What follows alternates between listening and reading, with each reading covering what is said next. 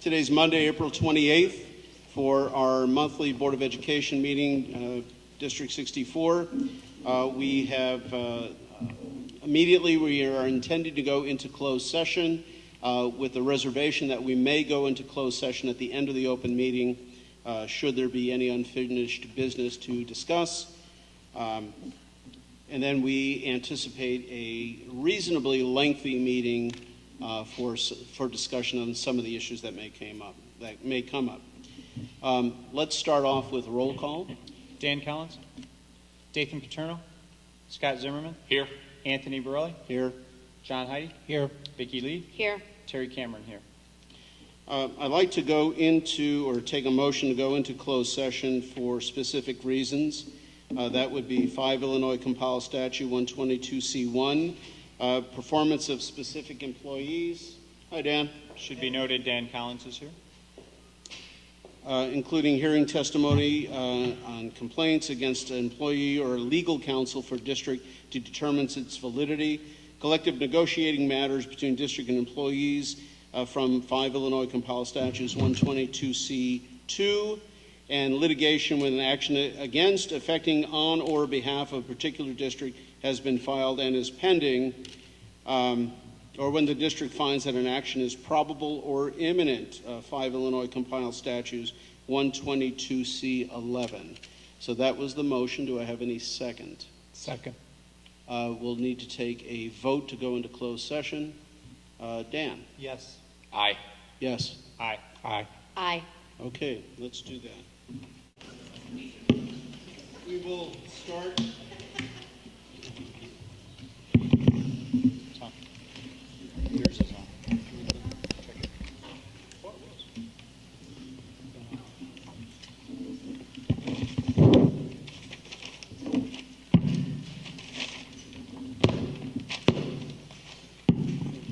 Hello? Yeah. Okay, we will start our regular session of the board meeting.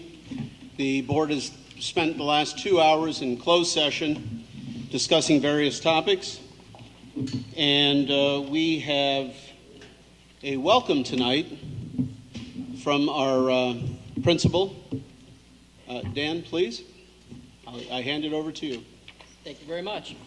I'd like to begin this with having our color guard from Franklin School, Cub Scout Pack 105, and first grade Daisy and second grade Brownie troop from Franklin School to do the colors.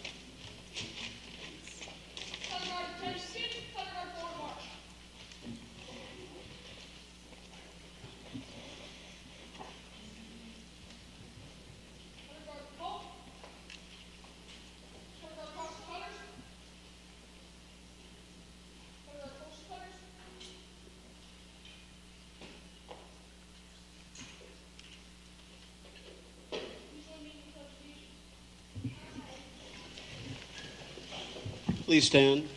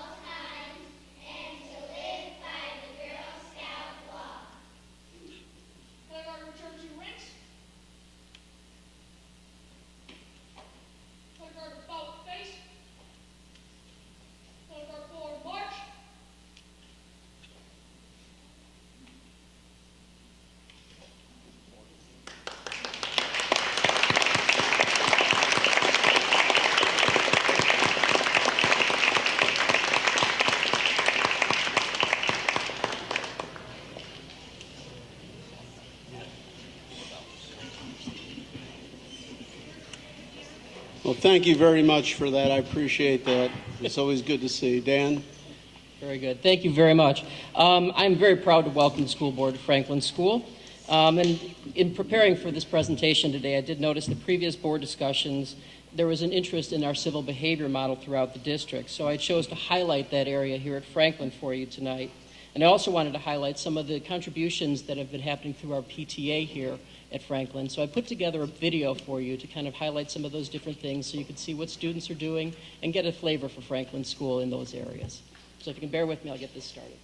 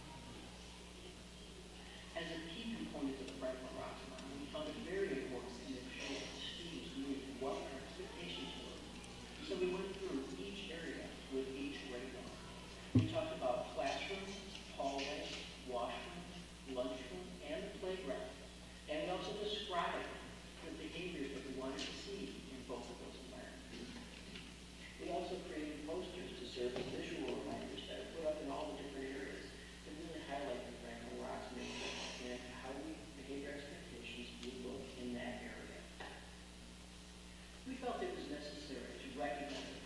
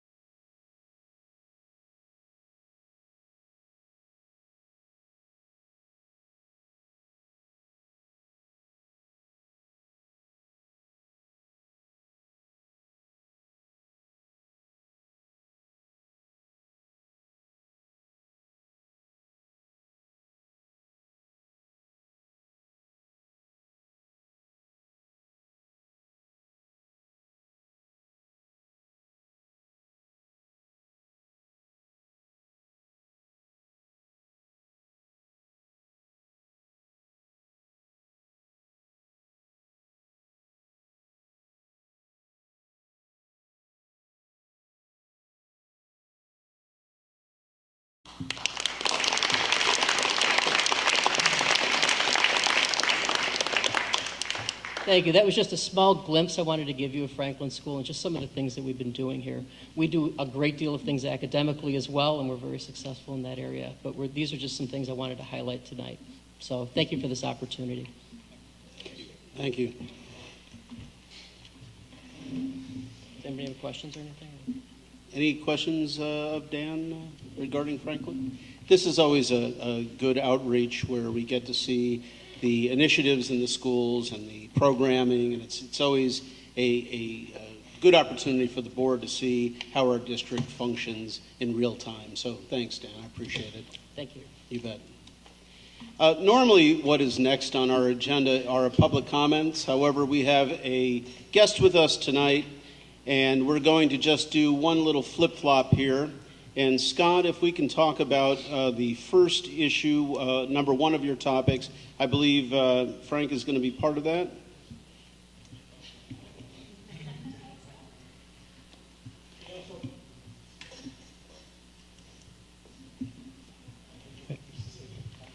We also have Clay Cross from Sonatrol. You all know Frank. Please, Chief, have a seat, gentlemen. Hi, Frank. When you talk, we'll need you to talk into the microphone, so I'll turn this one on and as you speak. We'll get started. Good evening. The first item on the agenda today is security cameras for the district, and we will be asking the board this evening to approve the installation of security cameras throughout the district. This is coming off of one of the recommendations from Rita Security, the company that did our security audit. We have worked with Sonatrol, Rita Security, the Park Ridge and Niles Police Department to develop the location of the cameras, both in police department, both internally and externally. We have also worked with the principals of each building to custom design where their trouble spots are, I'll say, but there's not, but just, some of the issues that happen around the buildings there. And then we've also worked very closely with the technology department so that they understand the needs of what that will be going forward through this process. So the cameras will be put inside the buildings at each entrance when people come in, so we'll be able to see who's coming in the building, and they'll also be there for the main entrance as people come in so that we can track the people down to the offices from there. The cameras will be on for 24 hours. The outside camera, indoor cameras, and hallway cameras will be on for 24 hours, and they're motion activated, so when somebody goes in front of them, they turn on. Same for the ones outside. We have a recommendation to put cameras in the gyms and in those lobby areas around the gyms for the weekend and evening activities only. Those will not be recording while kids are in gym class going through that process. They will not be recording then, only for after-school events and evening events. For any non-district events is what those will be going for. So again, we will work closely with Sonatrol and Rita to implement a training schedule for the staff to use as far as how to monitor the cameras. And then each office will have a monitor on it that they can view the cameras as the kids come in the building, just to make sure that everything is safe on there. And then we can go back for about 20 days. There's a certain amount of memory on the software on the hardware for the cameras. And once that has filled, then the loop will start over again. We're estimating it to be about 20 days before that. We will set up an IP address, web address for the Park Ridge and Niles Police Department so that in the case of an emergency, they can access and look at the cameras in the building so they can have an idea of what's going on inside the building. So with that, if you have any questions for either of us or all of us, please feel free to ask them. Well, the first thought comes to my mind is welcome to our two guests tonight. And in particular, Frank, I'd like to thank you and your department for the wonderful service that you provide us. There was a moment last summer where there was a break-in in one of our buildings. I believe there was a response within 2 minutes. That's pretty phenomenal, if you ask me. So thank you for all your help and everything you've done for us. Scott, the one question, actually two questions. The first question would be, if we ever get to the point where we have those secure vestibules and all that other business, will the cameras be reutilized and we'll be able to reposition them, or that's all part of where we go forward? Yes, the answer to that question is absolutely. Yeah, the system is designed so if we change the vestibules or if we rearrange the buildings in any way to accommodate some things that we may want to do later, and Clay, you can confirm, but all we have to do is just move and relocate the cameras. There's no issue at all with that. Great. And I guess that was it. It was just more about the vestibules than anything. I had a question. I don't know if I'm on, but is video subject to the Freedom of Information Act? So if a parent wants to see what's going on in school, they can just ask for that information? Maybe Dr. Bender, did we ever get back from legal? Did we ever hear back from legal on that? We certainly did, and on that particular issue, depending on what the issue is, would drive that piece. Of course, legal counsel would be involved in that, but there are instances involving those laws that are changing constantly. So, to give you an answer this evening that yes, absolutely, we can't do that. It depends on the situation that arises. In discussion with the teachers union, we have certainly assured everyone that the utmost confidentiality, when necessary, would certainly be applied to the use of such devices. Okay. So, Go ahead. how things work today then, when we set these up, will, before anyone is allowed into any of our schools, will we be able to see them on a video camera? I know that at some schools we're able to see someone before we buzz them in. With this addition, is that going to be the case at every school? Yeah, we currently have that at each school. The next item on the agenda is the door access program, and that will we'll update the entry system into the building. Those monitors will go from black and white to color. But yes, the answer to your question is yes, they will be able to see them. Okay, thanks. Terry? So I had the advantage of being in Denver last week, and obviously Denver, Colorado has had a few incidences of violence in schools, and they certainly take it very seriously in terms of security. And this to me, and I've felt this for quite a while, that we take what I believe to be a very lackadaisical approach to securing our schools. I can come in, there's somebody that's at a desk, doesn't really know who I am, sends me to the office, asks me to sign in, but essentially it's a pretty lackadaisical approach. And conversely, at two middle schools that I visited last Friday, had to be buzzed in, had to be checked by 2 armed guards, my ID, run through, and these are extremes, right? But run through registered sex offender and whatever the other background check got done before I was allowed into the school with a printed ID that I had to wear the entire time with my picture on it. So in my mind, this is a very good step, but it's not a great step. And in my mind, I guess I had mentioned this to one other board member earlier today, that it would seem that if we were wanting to get serious about security in our schools, that maybe an approach of what would be the ideal security approach in a school, and begin to implement that model in one of the schools and take an approach over the next 5 years. Certainly I can say this because I won't be here, but take the approach of the next 5 years to invest in that secure plan rather than spread it like peanut butter and still have what I consider a very suboptimal approach. It's better than what we have, but it's suboptimal. And I sort of see this analogous to probably our air conditioning, right? All things aren't equal, and we just resolved that issue a couple meetings ago.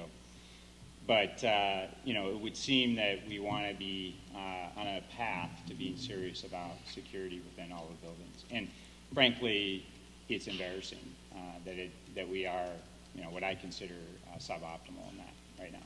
So it's just an approach or a thought.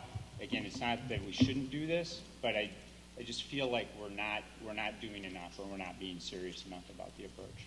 Yes, I would not argue with you on that, Terry. It's going to go in steps. and the camera system. And I think that both of these people will agree is a great first step for what we have now. At the last board meeting that we had over at Lincoln, we discussed the education adequacy program project with the board, and we feel that that's very important, because if we are going to do the true secure vestibules that you experienced in Colorado, we need to make sure that those entrances go straight into the office. Right now, we don't have that capability to do. And prior to doing any large remodeling of the district, I think it's imperative that we understand how our buildings match our curriculum. And that's what the educational adequacy study will do for us.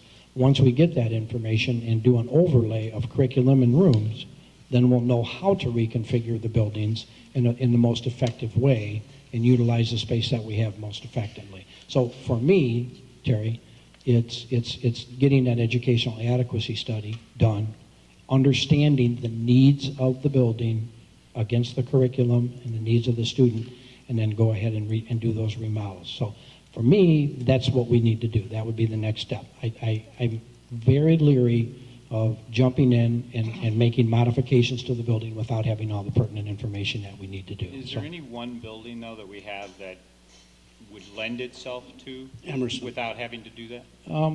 Emerson would be, I would think Field. Emerson and Field. Yeah, if it would be me, because we have, there are some possible projects going on in the Field geographical area that could affect the population of that building. So for me, it would be Field that we would want to take a look and do that. And the way that we're setting up the HVA system now, even if we did reconfigure that, it wouldn't affect that project. We got that so that it's flexible enough that if we do move things around, it won't really affect that HVA upgrade that we're doing right now. So for me, it would be that. Field or Emerson, or Field is what you're If I had my druthers, I would pick Field first. But that's Emerson just my seems opinion. to be set up to They already have a secure vestibule. secure in place. vestibule. Right. Yeah, Emerson does, correct. Right. A version of that, yes, Right. correct. Right. Getting back to the actual program itself, I noticed at the very bottom of it, there is an ongoing monthly monitoring fee. Yes. And I was unsure of the necessity of that, since this is going to be on a continuous loop monitored inside the building. I don't understand what the need for an ongoing monitoring fee is for. Please. I will let Clay. Yeah, the monitoring fee is really a service agreement to continue to maintain the cameras in the system. The system is an IP-based system. So what's happening in the industry now is that, with the old analog systems, when we want to do an upgrade or enhancements to the camera, it'd be, well, it's time to replace the camera. We're at a point now where firmware is available from our manufacturers, where we simply go ahead and come out and download upgraded firmware to the camera to increase the enhancements of the system. So the life expectancy of the camera is much longer. The quality is getting better all the time, and that's all part of the service agreement as well. That's included in that. But it really is going to be a fixed cost for the district, because as far as repairs to the recording equipment or the cameras, that is going to be covered in our agreement. So monitoring agreement is kind of a misnomer. We're really not monitoring anything, but we are servicing it, and those enhancements are available as well. How many enhancements do you foresee per year? 1 a year, 2 a year? I would probably say a couple a year. I really, and I'm not sure. I mean, the IP industry has been around for several years, but now it's really hitting its stride. So the camera manufacturers really are. I just had an issue at a client last week, in fact, and I talked to my manufacturer. I said, "Hey, we're having a problem with the camera." He says, "Well, we've got a new version of firmware. Let me get that to you. Go ahead and implement into the camera." So, I mean, this industry, as you probably know, with any technology, it's changing all the time. Maybe two's even a little bit less, but. Thank you. John? Got a few questions. Scott, and I apologize for being a little remedial on this, but I want to make sure I understand exactly what we're adding that we don't currently have, and I want to make sure I understand what kind of risks that we are going to ameliorate by having this that we can't already do. So my understanding is we currently have the ability to see people who are attempting to get into all of the buildings. Is that correct? Yes. Okay, so what do we add additionally with these cameras that we don't already have? Okay, that's a great question, John. What we add now, as far as the security cameras go, that piece and the piece of seeing people when they come in the building are kind of two different pieces on our agenda tonight. But we will upgrade the idea of being able to see the people when they come in the building. We're going to have two main things on there. We're going to have better coverage of the buildings and the outside grounds, because right now we only have cameras at the main entrance as people come in. Under this scenario, every entrance that the kids use in the morning and where the kids are standing outside prior to coming into the school, we will have a camera on those. We will be able to monitor that, and that will also be recorded on the loop. So the big upgrades are, number one, that we're actually recording the events that are happening in the building, in the hallways, in the entryways, and outside. And then we will also be monitoring now each entrance where the kids come in for school in the morning, where we were not doing that before. And who monitors this? So let's take the situation where there are kids in the school, somebody tries to come in a side entrance and manages to slip in the door. Who's responsible for seeing that and reacting to it? Yeah, and that will be part of the training that we have to come, but that monitor will be above the secretary's area in the office, and the secretary will be looking at that, and it will also be able to view, if there's an administrator right there, they'll get an administrator in, and he'll be able to view that too, and we should be able to follow the people, not throughout the entire building, but through an area as they're coming down through the hallways. So if she happens to be looking at the monitor at the right moment, she'll see it. If she happens to be talking to a parent off in this direction, she'll miss it. That's very true. Okay. And do the cameras in any other way, how else do they help us protect students as opposed to, and let me make a distinction, students as opposed to protecting our buildings from vandalism or theft, which I care about, but don't care quite as much about as protecting our students. Yeah, do either one of you want to answer that? Well, I look at cameras as two ways. First of all, they're going to have a deterrent effect.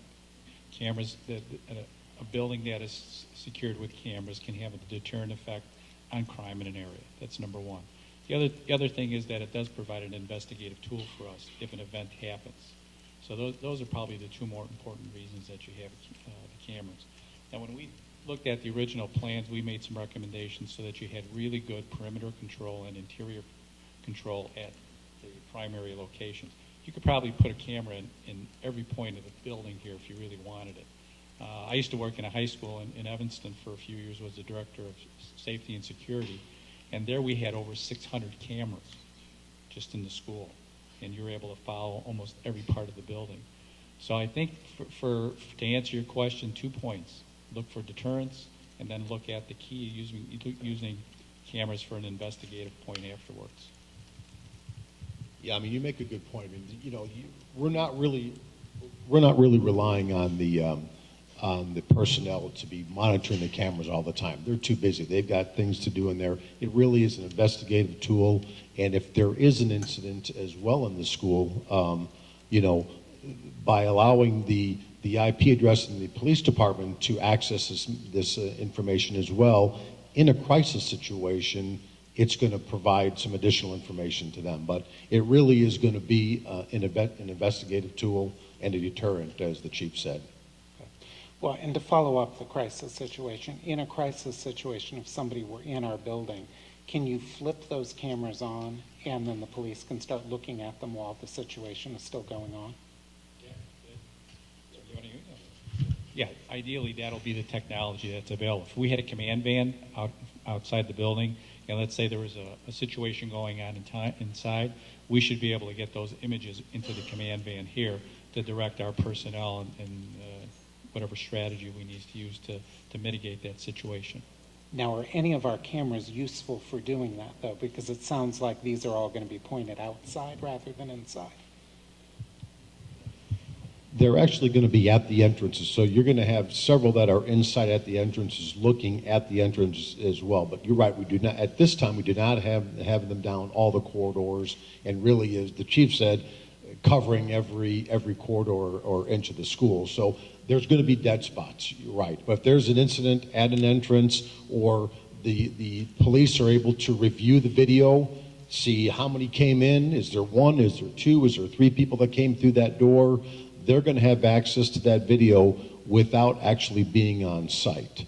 Okay, so they will, you know, again, that needs to be set up through the district. I'm not saying that it's automatic, but they will have access to, you know, potentially to the IP address to view this. So I kind of look at, you know, it too, is we're kind of starting out with doing the entrances, focusing on where the kids are going to be coming into the school.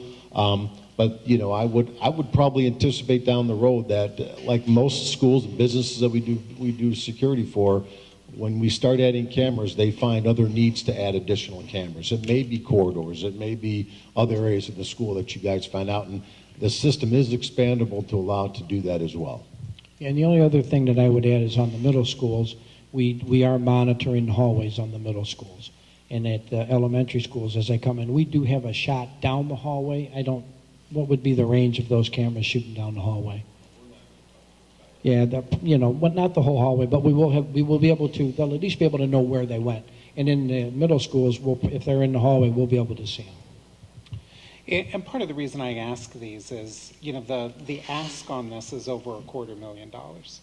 And it is one of the biggest things that we're being asked to purchase this year. You know, if we put aside the actual air conditioning projects and rebuilding projects on schools, this then I think becomes the second most expensive thing we're being asked to do as a board this year, only slightly behind the one-to-one technology initiative a little later. And I just want to make sure that if we're going to spend that kind of money, that we're getting a big bang for our buck, not an incremental bang for our buck, not a little bit of help in preventing vandalism, you know, not kind of a Band-Aid, something that we can say to parents, but something that actually makes a difference. And I'm a little worried about that, to be honest. I think I understand that. And, you know, I think this is probably better than a good starting point. I think it's a great starting point for where we are for monitoring and seeing what happens. Dr. Brelli, to your comment earlier, we did have a break-in at Emerson School last year. The Sonatrol system did detect that he was there, and we did have a good police response. As you said, the police responded in 2 minutes, but that individual got out of the building, and we don't know who he is or what he was or what he was there for. With the camera situation, we would have known who that individual is, and he probably would not have gotten away with that. 2 weeks ago on a Saturday, we had some people, some don't know who, they were pretty large people because there were two very nice-sized boulders that were thrown through the windows of this building right here. So, you know, had we had the cameras out there, one of two things would have happened. They would have saw the sign and know they recorded and wouldn't have bothered to throw the rocks, or we would have known who they are and we could have caught them, and you know, maybe some compensation could have been back to the district. So Park Ridge is a very safe and a very secure community. I agree with that statement, but that doesn't mean that we shouldn't be taking precautions and be proactive on our security measures. So for me, Mr. Heidi, I think it's a great start. And as we move forward, as Clay said, and as Frank said, the chief said, you know, we can grow this system depending on what we find future needs to be. Okay. And I guess the final question I would ask is one that I asked Becky a little earlier today, but I think it's worth repeating for the board, and that was just on the budget impact on this. My question earlier had been, is the cost that we're being asked to approve here, was this included in the budget already, or is this an add? And by included in the budget, what I meant in particular was, if you recall, we last saw a long-term projection in February. And, you know, that projection incorporated what at the time we thought expenses were going to look like over the next few years. So my question was, is money for that in that particular long-term projection? So Yes, it is. Okay. So my understanding is that voting for this does not change the long-term projection that we had You before. are correct. Okay, thanks. If I could follow up on one question on that. Generally speaking, we sort of earmark a bucket of money every year for facility improvements and things of that nature, $500,000 or so forth. Is this part of that $500,000, or is this on top of that $500,000, even if it's in the forecast? It is not part of that $500,000. Okay. And Scott, in the big scheme of things, when we started talking about security enhancements for buildings about a year and a half ago, We started this conversation about different areas of where we can get some low-hanging fruit. Would you say, and Chief, would you agree that security cameras are part of the formative basis of security at schools, or what would be the most reasonable initial starting point for enhancing security? Would these cameras be it? Well, I think cameras are important. Don't get me wrong. They serve a purpose. They have a deterrent effect. If something happens, we have an investigative tool. But I just want to reassure you that I think some of the other things is that you have to have an educated staff that knows when to call us if you see something suspicious, when parents are around the school, to call us when there's something that's suspicious. But also, just so you know, my philosophy about the policing, we've had a great relationship with the school, and at every school there's a beat officer assigned to those schools. And when they're not on calls in the morning and after school, they're checking those schools out. And I hope that helps a lot too. We just can't rely on cameras, but we've got to rely on the relationship that we have between the police department, the community, and the schools. And that's certainly my philosophy that I've been trying to foster, that these kids here are our number one priority. And I want to make sure that our staff is aware of that and is protecting those kids all the time. So I think cameras are good, but I think you don't forget the other components that I've just mentioned. Okay. I think that's a really good point, and that was sort of my point earlier, is that the longer-term plan, I understand the facility longer-term plan and what you're trying to do there, Scott, but it would be, and maybe this has already been done and we just haven't seen it or I haven't seen it, that there is a longer-term, what is the next step, right? If we've got a security group that are experts, what would be kind of a 3 or 4 or 5 year plan? Should the board decide that this is a first step and wants to sort of look at a longer term plan? Sure. Well, there's going to be 3 other agenda items on security this evening that we'll talk about. And then as we move forward we are looking at this summer completing the interior lock upgrade for each building, so that if there is a lockdown, each teacher can lock their inside door with any key from the inside, where before they had to go outside to lock their door. So we'll do that upgrade along with the other items that we're looking at. And then as we look back at the memo that I had sent to the board as far as Rita Security on the timeline on some of the upgrade projects that we're going to do. So we need to, we're in the process of labeling all phones with emergency dialing. We've got that format down. That's a little harder than I thought it was, because I have to create a label that'll fit on every phone. So we're still working on getting that locked up. The volume controls on the intercom systems, those have all been checked. We're in the process of doing that. I will bring the visitor management system to you this evening. Review the emergency plans. We do that on a normal basis.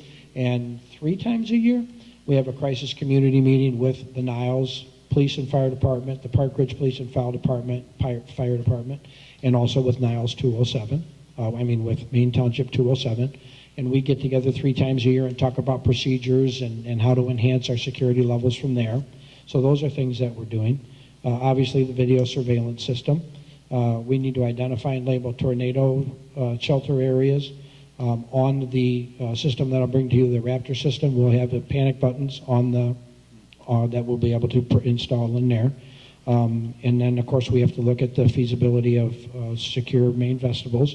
The other part that we have to do is with Beyond the Bell and the Park District using our facilities in the morning and the afternoons. We'll work very closely with the park districts to get them to understand where the cameras are, what our procedures are as they're allowing children to come in and parents to come in and pick up.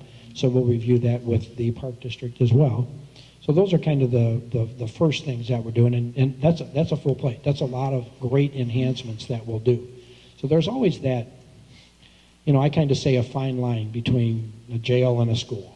We don't want to lock down so that nobody can get in. We want to make the buildings available to our community and access for parents to come and pick up their kids and see the things that go on. So there's a balancing act there for sure. But as Frank said, we have a wonderful relationship with both the Park Ridge and the Niles Police Department.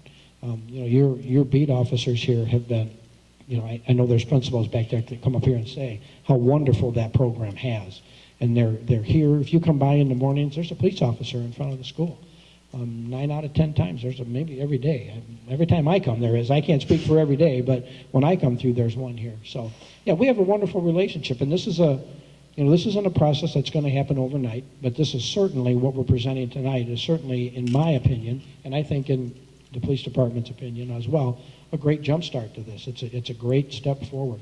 Yeah, I mean, I agree, but I have heard, from constituents that security is a concern, and certainly after school incident. It'd be great to, if the board so chooses to approve these 3 or 4 things, plus the other 4 or 5 that you mentioned, to at least get some information out to folks about that, whether it's on our website or, because that is a lot of initiatives in and around security. And I think just given the recent incidents, it'd be good to get some of that out to the community and let them know that those are the things we're doing.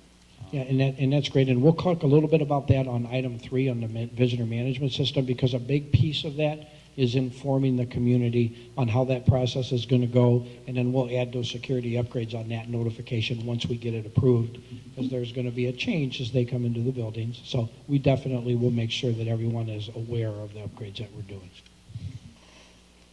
So if we approve these items, they've been finding a lot of things on the playground at Carpenter, needles, liquor. What can we expect that would happen? Well, one of 2 things, and correct me if I'm wrong here, but we will have the cameras out. We will have signage that says that they are being videoed, and that will be a deterrent to do that. And then if they are something left out there, we will know who's doing it. It'll be on the cameras. We are covering those places. We'll investigate, and they'll have these links that we're talking about. That is correct. From the vantage point Of the building. Yeah, the watching the entryways is twofold, Dathan. It's internally, and then it's also externally. So the cameras will be located, to where they'll catch an entrance, and then they'll catch the playground area and any area where kids congregate in the morning. So if you've ever went by Washington School in the morning, you see a lot of kids out back playing in the back area over there and out front. We'll be monitoring that. We'll be seeing what they're doing. And so at all the entrances, we'll know what's going on outside prior to the students coming in, and then the playgrounds and that will be monitored as well. I think, we didn't, you can comment. Well, yeah, and I don't want to give anybody a false sense. Cameras are limited as to what they can see and how they can, because what the vantage point is. So, I would suggest that once you get the cameras in, maybe you have a demonstration exactly so you're familiar with, because I've got no stake in the game. I like cameras, but you got to make sure the system is going to be something that's useful and that how it's going to protect the safety. So I would suggest once you get it in, you have a demonstration and go to one of the schools and actually see the cameras, see how it works, so that you're satisfied with what you can get. Because you can get with all kinds of cameras. If you want to cover the whole playground, you're going to have a different type of camera. And I mean, the technology is just fantastic. There's cameras that you can see a license plate a mile away. I mean, but you're going to be dealing with cameras here that are covering the basic perimeter of the school to keep it safe. So I think you should so in your mind, if there's something happens way down in the far end of the school, you're not going to pick it up. Just remember what you're getting, okay? And I would suggest once you get it, have him come out, give you a demonstration, actually see it, so you're satisfied, okay? Yeah, your point, the cameras that are going to be covering the playgrounds, it isn't, the coverage isn't, we're getting the entrance, and by chance we're going to get a little of the playground. We focus specifically on the playgrounds and trouble areas that principals told us they were having in some of the areas. Some of those, like a reading area in one of the schools that said, hey, we found materials out here after a weekend. We want to focus on this. So a lot of the input we received was from the principals that on a day-to-day basis see where they're having issues or where there's a problem. So we specifically focus cameras on certain parts of the building and playgrounds to cover those. But as the chief said, it isn't, I put a camera when I'm going to be able to see 2 football fields away. We want to focus where the kids are going to be at, where the kids will be congregating, and that's really where we wanted to focus. I just have one final question, Scott. When we had the consultation by Mr. Tim, he provided us with a whole litany of recommendations. not so much, cameras were on that list, but the extent of the camera use. Are we installing the number of cameras that he recommended, or is this only a part of his recommendation? What we did was we brought Mr. Tim in from Rita Security, and we reviewed our camera locations and our camera plan. And he thought that it was fine the way that it was, and that we were covering the areas that he felt that we should cover most of the time and make sure that we're looking at.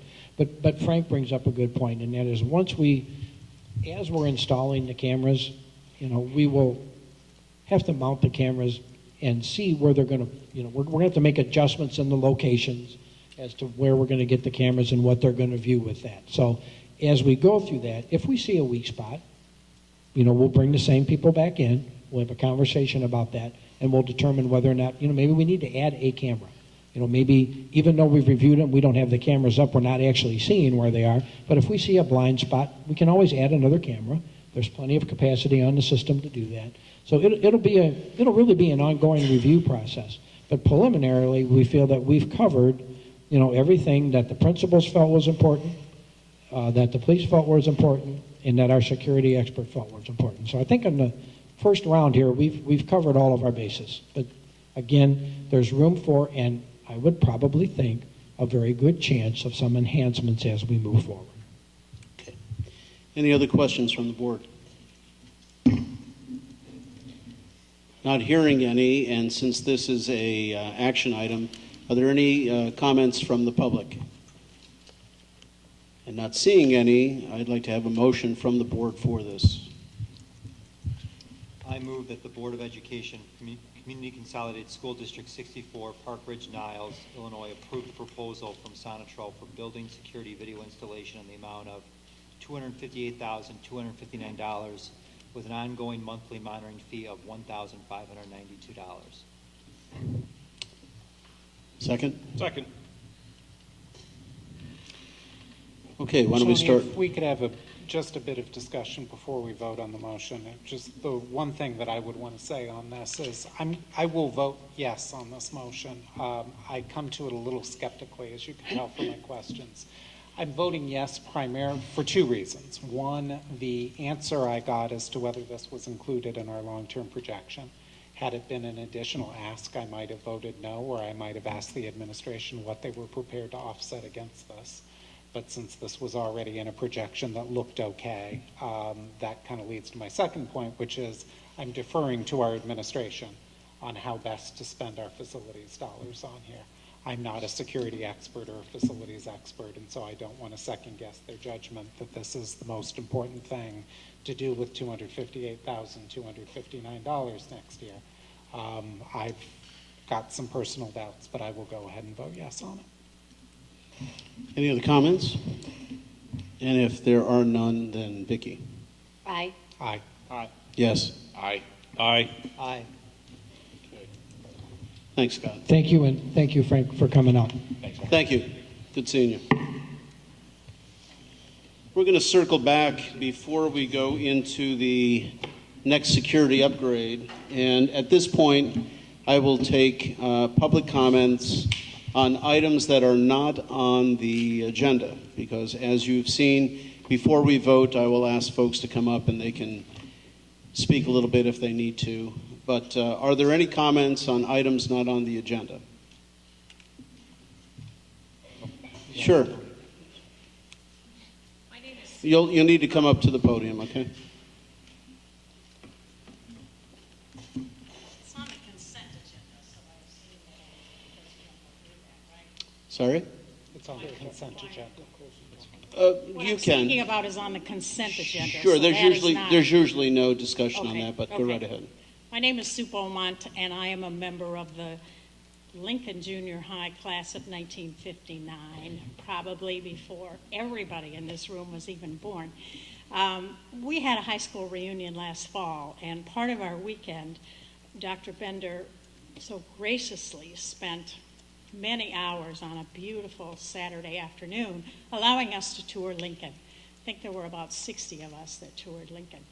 And to show our gratitude, we made a donation with the hope that Lincoln would be able to purchase something that wasn't in the budget that they really wanted. Well, in his thank you note, Dr. Bender said that all gifts are unrestricted, but that he would recommend that possibly that money could stay at Lincoln. And I would just like to echo that request, please, and allow that money to stay at Lincoln. I mean, we all came from the grammar schools, but because the tour was of Lincoln, we really would like that to be able to purchase something they don't have. Thank you very much for your time. Thank you.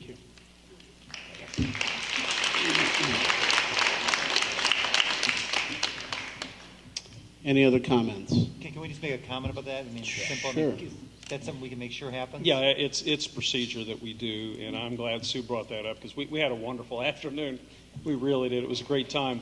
And when we have donations like that come in, policy says that they are unrestricted, but we normally, as we have in this case, Becky builds a line item into the budget that is, this is dollars for Lincoln to spend, and it will definitely stay in that school. It's not a problem. Well, we're back to Scott Mackel. Scott, at this point, we're going to be talking about approval of the Sonatrol access system.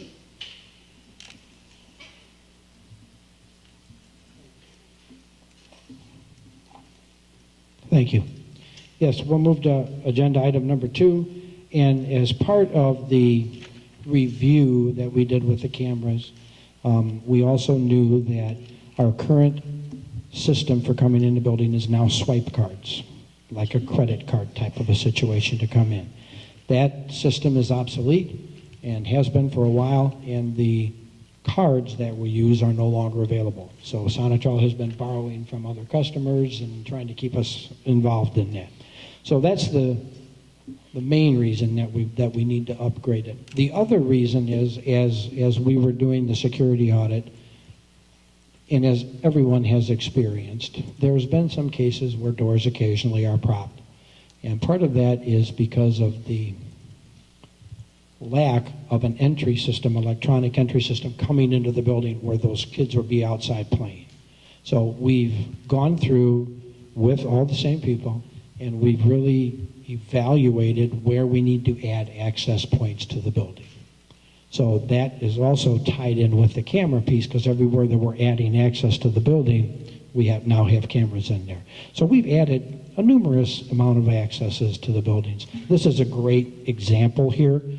Playgrounds out back here behind us all, and those doors that come in on the back side of the school have no electronic access to it. So that was an upgrade that we needed. It's just an example here. So that's the reason there's twofold for the upgrade. First and foremost is the system we have is obsolete. Second, as we come and upgrade through here, we'll now have a color monitor for the people as they're coming into the building. Right now we see things in black and white.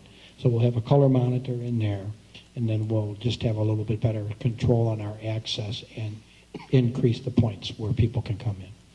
And they'll go to a fob system instead of a card. Scott, you mentioned the doors being propped open. So will it electronically beep when it's? No, there'll be no need to do that now, because we'll have access points on those doors, where before they didn't have a way to get back into the building. Now they'll have a way to get back. The staff will have a way to get back into the building, because we'll have access. Oh, so your point is they will never be propped open? Well, that would be the ultimate goal. Yeah, yes. I guess. And again, that's a large training piece, as Frank had said, with the staff, to make sure that they're trained on the fact that we now have given them better access to the building from different locations that they did not have before. So that should be a wonderful help in not having that happen. But we'd have cameras on there so we could tell how it got propped open and rectify the situation subsequently, correct? We could, yeah. I don't think the intent would be to punish anybody for that. No. But it would be, when you see a pattern, you would want to go. As a right. reminder. Yeah.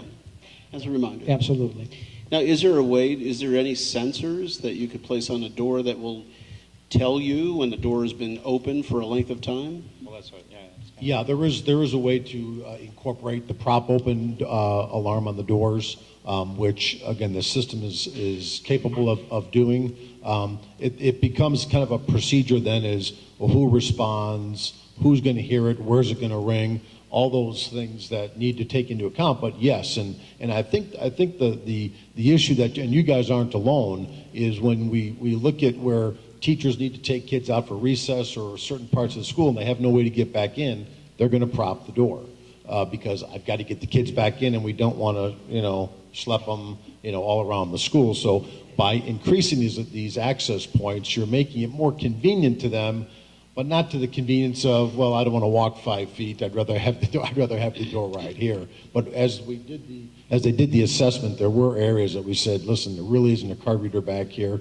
We do need to get the teachers in, and that should prevent them. Because you had mentioned, I'm sorry, is it Terry, is it? Yeah. You made a great point about the whole overall vision of security, and it really starts with the personnel. It really gets the people buying into it and realizing that it's everybody's job to make it as secure as possible. That from not propping doors open and things like that. But I think what we're doing here is allowing them to gain access to the building without issuing keys and without really, them having to prop doors open to make it more convenient for them. Question. So our current system's been discontinued, right? Yes. Do we have any written commitment from this new provider that they're going to keep this current system continued and fully serviced for the next, say, 10 years? Proximity is really the form now that people are using for access control, and that's what we're proposing, which we've done most. I mean, I'd be willing to make that commitment because the proximity technology is not going away. It's just that again, the old swipe readers that we have, it's not as convenient as the procs, and I've been doing this for 25 plus years in the security industry, and I just don't think procs is going anywhere. But I'd be willing to make that commitment, and if need be, we would upgrade at no cost if it was prior to that time period. Yeah, that would be great if you could put that in writing for 10 years. I can do that. Thank you. Are there any other questions on the installation of this fob control? And if not, I'll take a motion on this. I move that the Board of Education of Community and Consolidated School District 64, Park Ridge-Niles, Illinois, approve the building access upgrade from Sonatrol in the amount of $66,366 with a monthly monitoring fee of $287. Second. Starting on Dan's side. Aye. Aye. Aye. Yes. Aye. Aye. Aye. Thank you. Thank you, Scott. And that leads us right up to the visitor management system. Scott? Yes, we also have Erin Cummings, who is a representative for the Raptor system that we are bringing forward to you tonight, and she'll be here to answer any questions that you may have. So thank you for coming. The Raptor system is a visitor management system, and it's very similar. It's probably exactly what you went through in Colorado. So as the people come into the main office, their license or state ID will be scanned. That will check for sex offenders, and then any private information that we want to put into that system. So if there's restraining orders or certain people that can't have children, that will kick it out that those people are not in there. We can, and that's something we need to do internally, correct, to put that in. And then they'll get a printed badge with their picture on it. The procedures that we do for that, we'll create those procedures yet. I did include in here just a little sample of another district, how their procedures work. But we need to once we get approval to move forward, then we'll sit down with the crisis team and the secretaries, and we'll make sure that, Gary, you've agreed for all the training that is necessary to make sure that everybody understands. Again, we've talked with technology on equipment that we'll need to have in order to make this work. And then I'm envisioning that when you come in, you give your license, you leave your license. And then when you go out of the building, you come back through that office area, pick up your license, and leave the building. So then we're tracking who's in the building at all times. So if you have any questions about how the system works, I'm sure that Erin could answer those. And I'll answer any other questions that you might have. Just because I did experience this a little bit, maybe a question. So the way it worked last week was they scanned your license, they took the picture of that license, put it on an ID that you wore around the building. Is that the system that we're talking about here, or is that an upgrade to the? No, that's how the system works.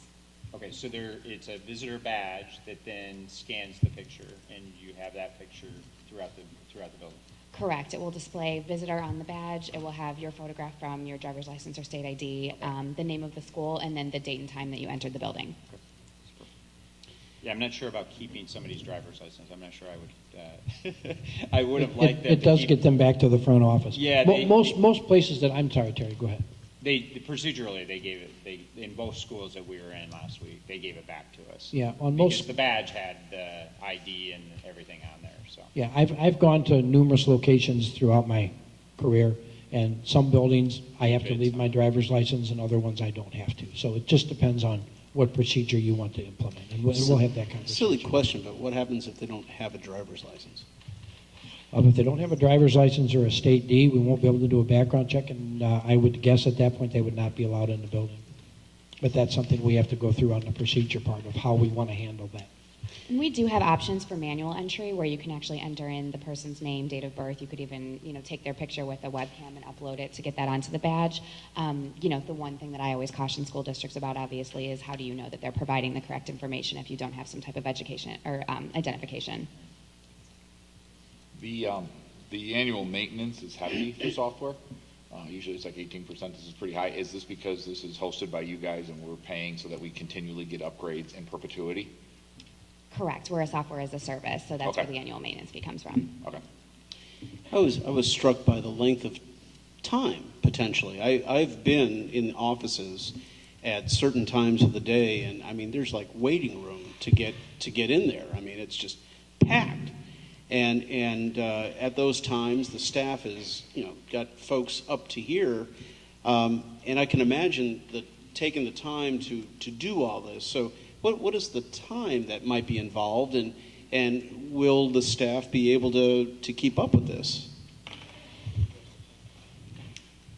It normally takes about 3 seconds to run the driver's license through the scanner, and then it pulls the picture up onto the user's screen, and the badge will print as soon as they're submitted. So the only time that it would take more than probably 5 or 10 seconds would be if a potential alert did pop up, either one of the district's private alerts or something came up on the sex offender screening. So it searches the database that quickly? It does, yeah. It's instant as soon as the visitor is submitted. Wow. So Tony's point is valid. I mean, I've been in those schools Yeah. where at lunchtime or at certain times of the day where you're 4, 5, 6 people deep. 8:30 in the morning. Yeah. Yeah, is that realistic? I mean, and in both situations last week, it was security that did that, not office staff. I just wonder. Have we had this discussion with secretarial staff in terms of the potential for this system and their thoughts on how that would work? No, we have not had the discussion with the secretarial staff. We have had the discussion with the principals, and we also have had the discussion with the PTO and APE organizations. I'll let them know that this was something that we were going to look at. Their support for it was 100%. Because I asked the question, there's going to be times when it's going to be a little busy and you might have to wait, and their response was, this is for the security and safety of the children. It's fine. How many visitors a day in that review? How many visitors a day per school roughly do we have? Do we do that analysis? Or? No, we did not. Okay. There may be, Dan, can you give us an idea of how many visitors come into your building every day?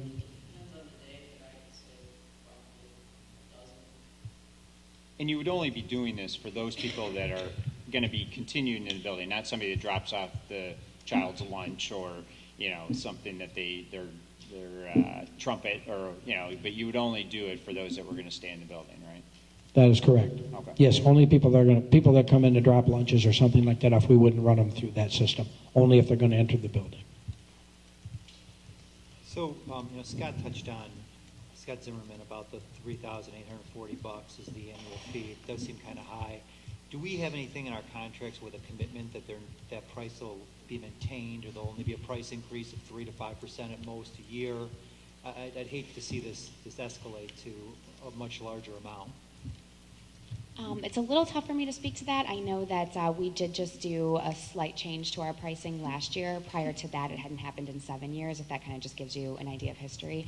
However, the way that we do our contracts right now is just on a yearly basis. So, Yeah, I mean, Scott, maybe that's something I'd definitely like to see in the future. I see, in the private sector, that's negotiated in with contracts, that it can't escalate. I mean, because once they kind of got us here, they got us, right? I mean, with the annual fee, we're not going to switch, and they know that. I'm sure you're nice people and all that, but that's something that I'd like to see in our contracts. Sure, and there are other systems that are out there, so if they did get prohibitive on cost, we certainly could use that as a kind of a hammer to say, hey, if you want to stay in here, this is what you'll have to do. But we can certainly, I think, negotiate. They've been very well to work with at this point, so I'm sure that we can negotiate and look at that. So you're looking for, maybe a not to exceed on the increase, or a 2-year no CPI increase or with something. okay, sure. Reasonable. I think we can we work on that? Definitely. She says we can work on that. Are there any other questions? I was just doing some quick math. It's about $500 per school if you take 7 and divide it to 3,800, and by 12 people per 500, that's a lot of money for each individual to get checked out. And that's just the ongoing. That's not even the installation. Mm-hmm. And I don't know. I go back to the consultant Tim on his recommendation for this system. Yeah. Is this the most expeditious manner in which to spend or allocate this sum of money for this particular endeavor? For 12 people a day. I don't know. Sure. Has our consultant checked in with this program? Absolutely. Okay. Yeah, Paul Tim's recommendation was the Raptor system.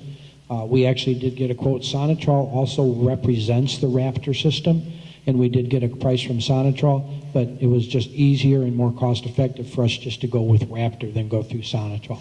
So we did save some money going with just Raptor directly, and of course, that was Paul Tim's recommendation to do. And this is a system. You are in how many schools in this area? We serve about, I think, 60 districts in Illinois total right now. Several of them are in this area. Yeah. It's a very popular system, and it's exactly what it says it is. It's a visitor management system. It tells us who's in the building, when they got in the building, and then when they left the building. So in case of an emergency, the outside law enforcement will know who's in the building, which is important information for them to have. So it's exactly what it says it is. It's a visitor management system, so we know that everybody walks into that building has had a check for the sex offender, and then any private information that we put in. I know, Dr. Bender, I think you can elaborate on this as well. We do have a lot of cases of parental restrictions that we have in the district, and this will help us manage that as well. So it's, again, no more than what it's meant to be, and that's just to manage the visitors as they come in and out of the building. And as John asked before, is this a budgetary item? It is. Yes. It is. Everything that we're bringing to you tonight is included in the budget. Great. Sorry, one last question, because you mentioned software as a service. Is it dependent on the internet being operational? If, for whatever reason, our internet service goes down, does that mean guests wait, or we have to have an alternative procedure? Or is there like a local storage of our records and they can check that? We don't do any local storage. Everything is hosted in our data centers. So, to run the system the right way, you would have to have the internet up and running. We do have ways to enter visitors through a delayed entry where if you guys did lose internet connectivity for some reason and you had a log of the visitors elsewhere, they could be then logged later and entered. And just so you know, the internet servers in that are on the backup generator at Emerson. So if we do lose power, that continues to run from a power standpoint anyway. Do we have a backup generator at all schools? It all runs through the servers at Emerson, and they are on a backup generator. Oh, they are? Mm-hmm. Okay. All righty. Any other comments or questions? No, I was teasing. Yes, that's correct. Just an aside, right? Yeah. Any other comments or questions? And if there are none, I'd take a motion for this. I move that the Community Consolidated School District 64, Park Ridge-Niles, Illinois, approve the visitor management system Raptor in the amount of $12,800 with an annual access fee to be invoiced in subsequent years. Second. Starting on Vicky's side? Aye. Yes. Aye. Aye. Aye. Thank you, and Aaron, thank you very much for coming out. We certainly appreciate your help this evening. And Scott, you're not off the hook yet. Not yet. Yeah. Okay, are we ready? Okay. All right. Two-way radio communication system. This was another Rita Security recommendation as we moved through our audit. Currently now in our buildings, we have a lot of walkie-talkies, which are the store-bought walkie-talkies. They have a limited range. There's a variation in each building as to how many are there and what they're used for. One of the main things that Paul Tim talked about was to be able to have a secure type of communication between the office and the rest of the building. So what we did was we got together with an elementary and a middle school principal, and we evaluated how many radios would be needed at each school to cover all areas of the building. And I think there's one area, Mr. Even, there's some areas with some psychologists that we may have overlooked, so we'll need to review that. We may need another 1 or 2 radios for some psychologists that we may have missed. I think we've got everything, but we will review that with Mr. Even to make sure that we're covered on that piece. So that just kind of came up recently today, and I apologize for that. But we are suggesting that there's 24 radios in each school, that also the crossing guards that will be out on the corners will have a radio so that they can get in touch with the office in case of an accident or something like that. Right now, they would have to kind of dial their cell phone to get to them if they had the number of the office programmed into there. So that will help us. Lunchroom supervisors, playground supervisors, they will have those. And then teachers that will go out with the staff or with the kids for recess and that will also have those radios. So we've designated 24 radios per school. Right now, these radios only talk within the building. They cannot talk to other schools in the district. That is an upgrade that we can do at a later time if we deem it necessary. Not necessarily a recommendation from Rita Security. He felt that the most important thing for us now was to increase our level of communications within the building with an actual two-way radio. So we will be applying for an FCC license for these radios. The district will have an FCC license to utilize these radios, and they will definitely enhance our communications. Scott, if you get an FCC license, it'll be a dedicated channel, so there will be no crosstalk or chatter or anything like that? That is correct. Okay, and my only concern when I read this, I thought this is a great way to have communication intra-building. My only concern is that 24 may not be enough.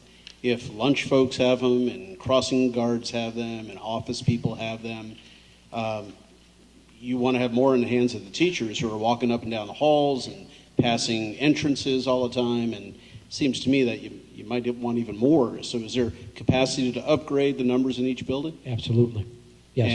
And okay. There's no limit to what we can put in each building. I guess one of the things. Oh, I'm sorry. No, go right ahead. Go right ahead. One of the other things I thought of around the intra. I understand not to have intra school, but is there a reason to maybe have intra central office?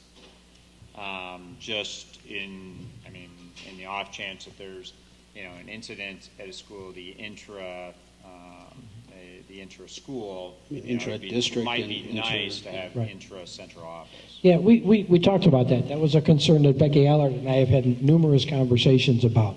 And right now, if there's an emergency, we feel that the communication can get back to the office and the office can call the Ed Center very quickly. And of course, everyone carries a cell phone today, so we thought that the administration could get back, an administrator could get to the ESC in the chance that we needed that. If we feel that in order to do that, we would need to have what's called a repeater. And that would be actually mounted at Lincoln. The antenna would be at Lincoln. And at that point, you could designate one radio per building to call, or at that point, you could have all the radios talk amongst ourselves. And then you would also have to designate someone at ESC to have that radio next to them all the time to make sure that would be heard if that was done.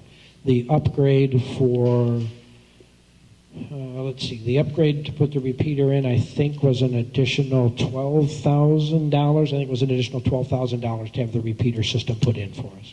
Scott, would this repeater system take the place of, I believe Tim also recommended a panic button? Would that replace the little thing, No. emergency, you hit that?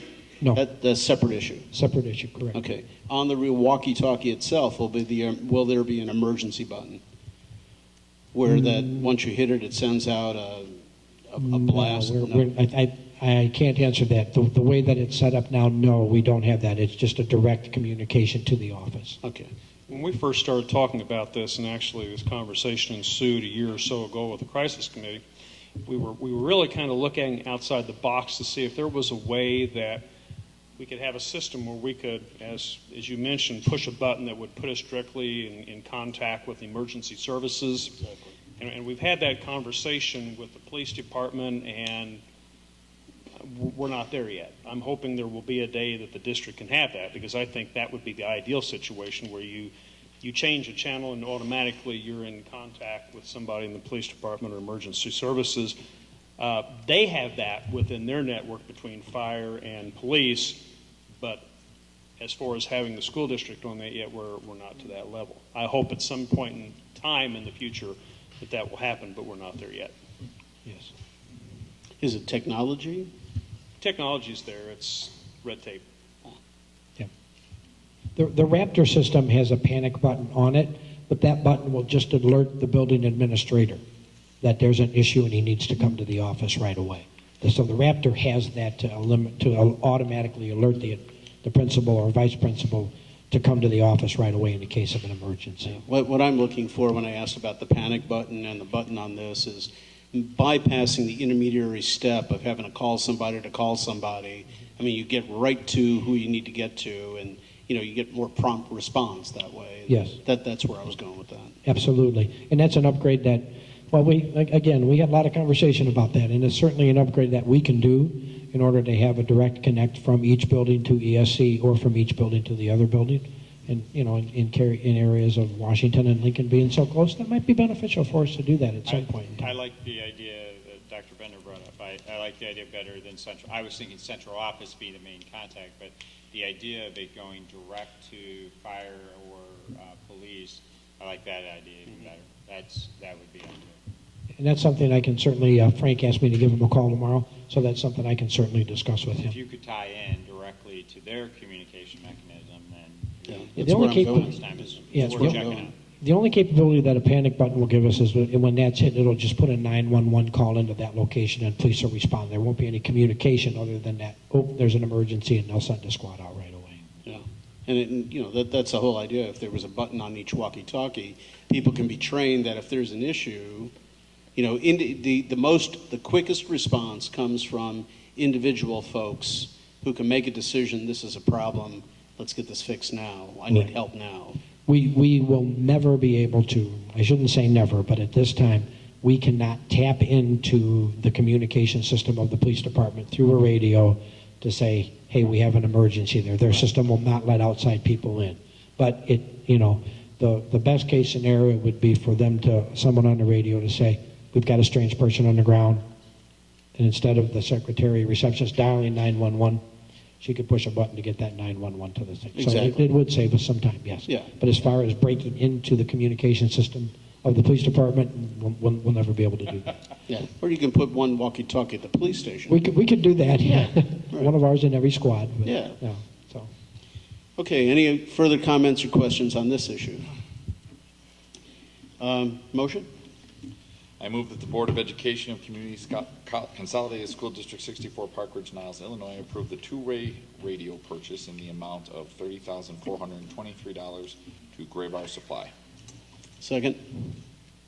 Second. Okay. And we'll take a vote, I think, on this side. Is it Dan? Yeah. Aye. Aye. Aye. Yes. Aye. Aye. Aye. Okay, I want to thank you very much for listening this evening and for moving forward with this great initiative. Thank you very much. Great step forward, Scott. Thank you. Thank you. Thank you, Scott. Well, the next topic, we'll have some questions, I'm sure. and it is the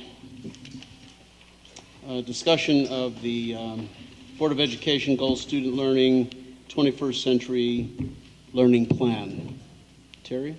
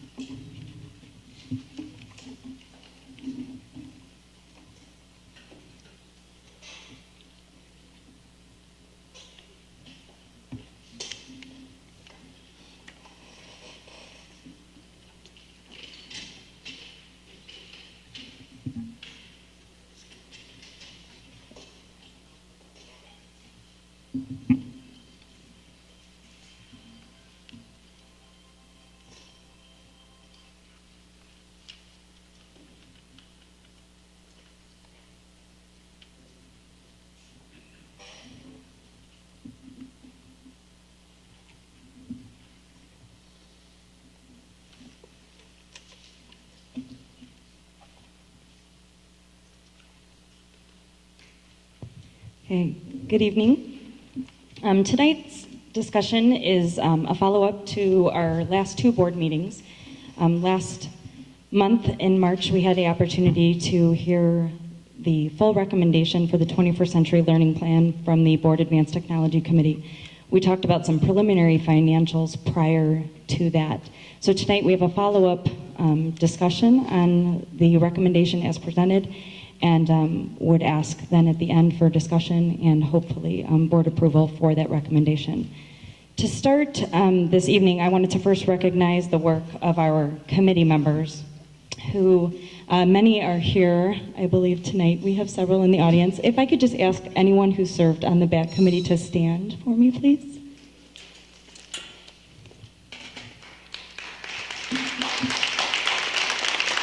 Thank you very much.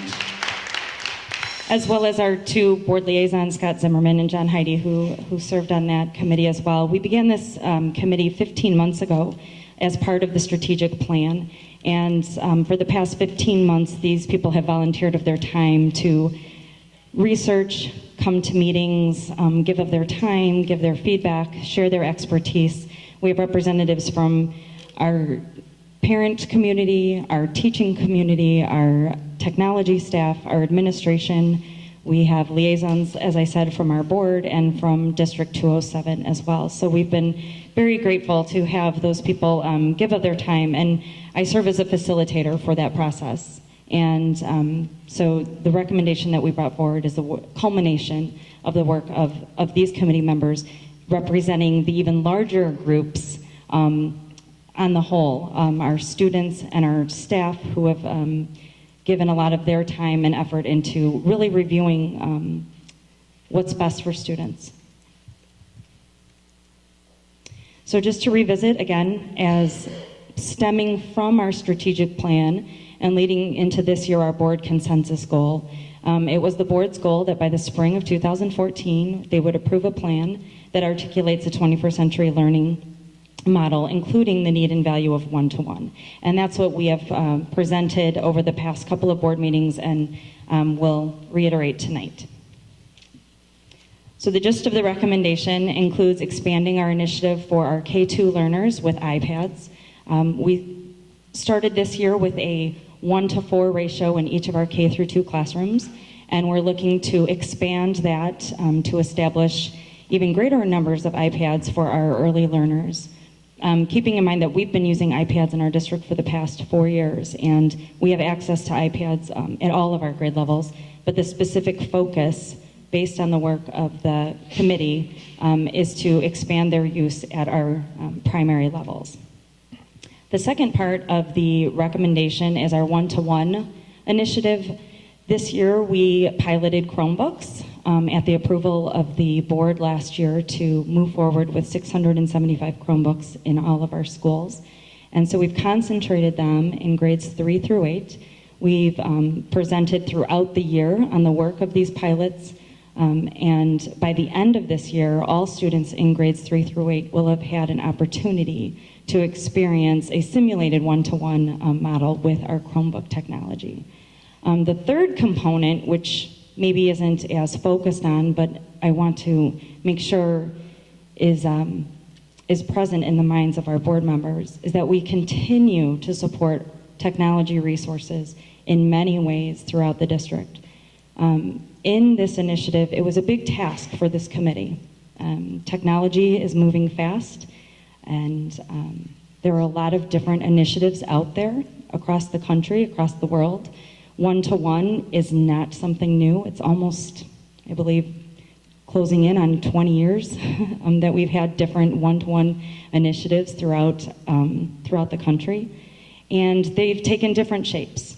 10 years ago, we were working on one-to-one initiatives with laptops at a great expense. 4 years ago, we were introduced to iPads, and a lot of districts began piloting and implementing one-to-ones with that type of technology.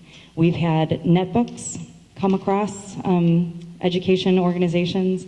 We have Android tablets, we have PC laptops, we have Apple laptops, a lot of different initiatives. And so our task was not an easy one. And what we did as a committee was to really look at our own users, to look at our own students, how they were currently using technology. And the task was to find what is the best device that will meet the most needs of the most learners. And the recommendation being brought forth is for the Chromebook. There are several factors that went into that. I included that in your follow-up report for tonight. Some pretty key, critical pieces of data that we looked at in support of that. But we also recognize that there's not one single device that meets every need of every learner. And we could sit here and debate that for years to come, and I don't know if we'll ever reach that answer. But tonight we're here to not lose any more time in the hands of our students. And we want to make sure that we are accelerating that use of advanced technology based on the goal of that strategic plan that started 4 years ago. But again, continuing to support iPads, access for all students at all grade levels. Smartboard technology, LCD projectors, computer labs with more robust desktop computers, MacBook laptops in every building to make sure that when our students want to focus on more robust learning activities, they have the access to do that. So that's the focus of the recommendation that we bring forward tonight. Some key pieces of data that I wanted to draw attention to specifically. Again, based on our own students in District 64, their feedback, and our staff, those who are going to be carrying forward this initiative. And to me, those were the most valuable opinions in this process. So our teachers who have participated in the pilot to date, based on their experience, they provided the answer of, would you support moving forward with the one-to-one Chromebook initiative in your classroom next year? Our teachers at the grade 3 through 5 level, 97% yes. Teachers in grades 6 through 8, 92% yes. Overwhelming support in both of those levels. Additional data from our teachers, and this is another one of our metrics that we implemented this year for a variety of our board consensus goals, was looking at the Lodi survey. And if you recall back to our presentation in November, we shared the original fall data from our teachers. This is one piece of data. It's kind of like looking at either an ISAT score or a MAP score or a unit test. It's one piece of data that gives us a small glimpse into how our teachers are really working to build their capacity to implement the national educational, It's technology. Yeah, that just kicked me right out of there. Okay, let's get back to that. Sorry, I just lost my train seeing my daughter up there. So the levels of innovative technology implementation for our teachers, it's one piece of data that demonstrates how they're really mastering these standards, how they're working to build their capacity to effectively use technology to leverage high impact instruction in the classroom. And so we administered this survey originally in the fall. We followed it up roughly 7 months later in late April. We just actually finished most of the surveys last week. And the survey results were exactly what we targeted. If we recall the conversation that took place in November, the board requested that we really focus on those bottom levels and look to eliminate those bottom levels and see a movement from our teachers. But I also, looking at all spectrums of our teachers and wanting to provide professional development for everyone, was really also excited to see the amount of growth that we had at the upper ends of the spectrum as well.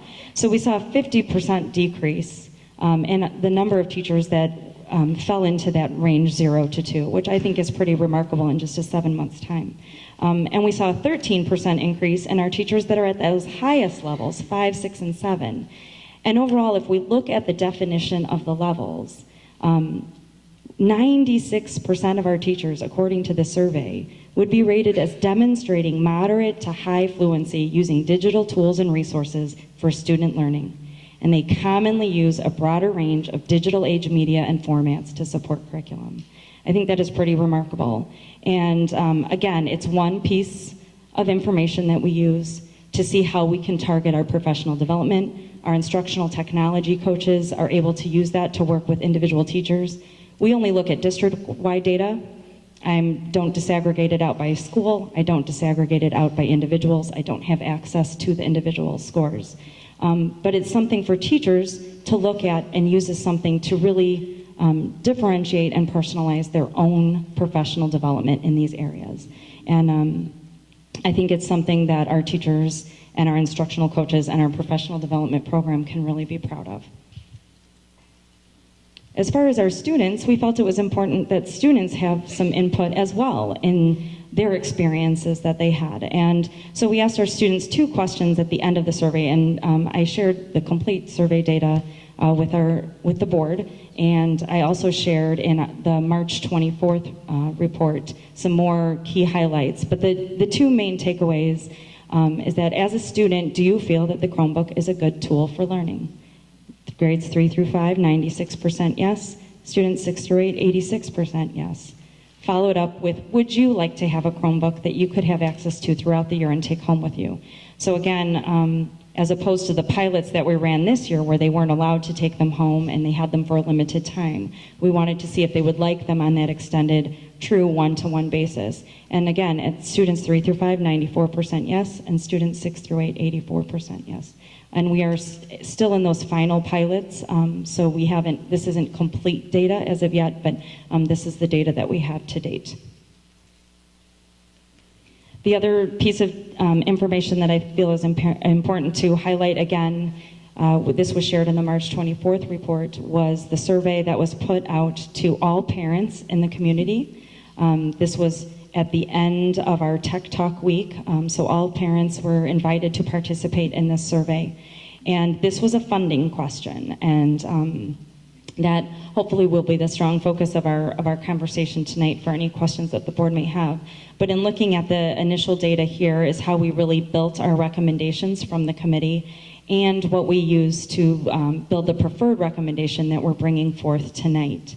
So as you can see, 36% said they were willing to share in the cost, and then the third and the fourth options are either pay it through a one-time payment or pay for it through an installment plan. And if you total those 2 numbers up, 39%, which is the highest percentage rate of the options chosen. Less than 10% of our parents were not in support of the one-to-one initiative. And again, we used all of these data elements for the committee to review, to digest, and to build a recommendation. This is not anyone's personal input or decision. It was a collective process based on the data that we were provided. So tonight, again, as you recall, on March 24th, we brought forth 4 different scenarios for funding. And in reviewing all of them and in listening, going back and reviewing the video and the feedback and comments and questions that were made at the March 24th meeting, the district administrative team reconvened and is bringing forth this as their preferred option. Again, this is at the discretion of the board, but this option, which was the shared approach, we feel had a greater balance. It shows a commitment on behalf of the district to supporting technology and putting it in the hands of students for their own learning, and also some commitment on behalf of the parents to take on that ownership and also have a device that they would own and be able to, have at home and at school and take with them upon leaving District 64. So these are the same numbers that were shared with you on the March 24th meeting. So you can see for grades 3 through 5, the district would absorb that annual cost, and that would be built into the district's annual technology refresh cycle. And so you can see in year 1, we front load, and then it drops off through years 2 and 3, and then it would come back up after that. We didn't build it out past 3 years because, as I said, technology changes that quickly that we wanted to keep it to a more realistic time frame. It also builds in contingencies for loaners, for breakage, things like that, as well as students in grades 6 through 8 who qualify for fee waivers. The district would provide those resources to them as well. So you can see the total cost at the bottom, looking at year 1, which would be 2014-15, is roughly $302,100 to put a device in the hands of all of our students. And again, that would be asking for a commitment from parents in grades 6 through 8 to fund the cost of those devices. Just to review some of those key considerations that we talked about again in March, right now the tentative budget that you will be presented with from Becky is actually $130,000 less than what our current technology budget is for this year.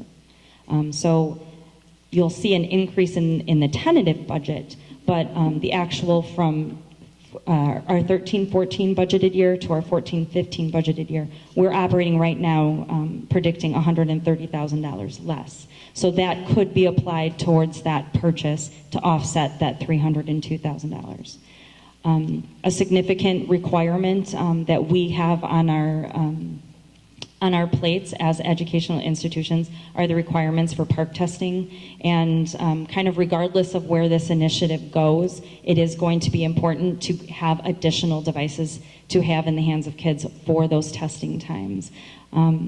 Anyone who's been in any of our buildings during MAP testing or during our field testing for the park field test, and we'll be field testing again later in May, those devices are completely taken up for assessments, and we lose out on having access to those devices for instruction. And if we were to be able to get to a one-to-one model, we would be able to use them with those students for testing when they're testing and use them for instruction when they're learning. Another key piece that I brought up at the last meeting, District 207 organized a consortium of Chromebook districts and looked at how can we leverage buying power of those districts when we're looking at a purchase of more than 35,000 units in the next year. I actually had the opportunity to sit and hear from one of the vendors who has a new Chromebook coming out on the market with some marked improvements from the existing Chromebooks that are out there. A more reinforced screen, more metal parts versus the plastic parts, really geared towards the educational environment, which is a shift. And I think we're going to continue to see those shifts as more vendors realize the potential that Chromebooks have in the education market. One key piece that I would like to continue to reiterate, because it has been so powerful in the hands of our teachers, is the program Hapara. And Hapara takes a lot of that stress of teachers knowing that when every kid has a device and they're turning that device in my classroom, do I have the ability to still manage and coordinate what type of learning is taking place? And Hapara gives us that ability to do it.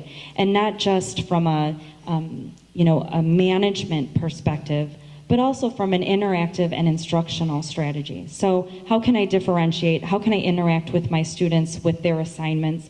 How can I differentiate between different groups of learners and their assignments that I'm handing out to them? So it's a nice integrated piece with our Google Apps for Education, and it's seamless. It runs seamlessly on the Chromebook platform. So that is a key piece that has provided a great resource for our teachers. And we've been piloting that this spring, and we hope to.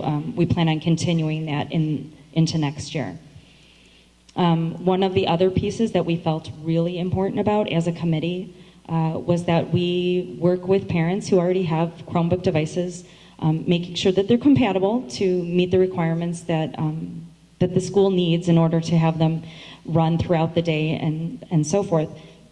But to work with those parents and find ways that we can, provide them with the licensing, work with them to get the licensing necessary to bring them onto our network and have those devices be usable in schools. So that's something that we felt strongly committed to. And then lastly, and this is Ms. Allard's key point, is looking at the payment plans. And at this point, we don't feel that the business office is set up with the personnel and the staffing to provide payment options to everyone.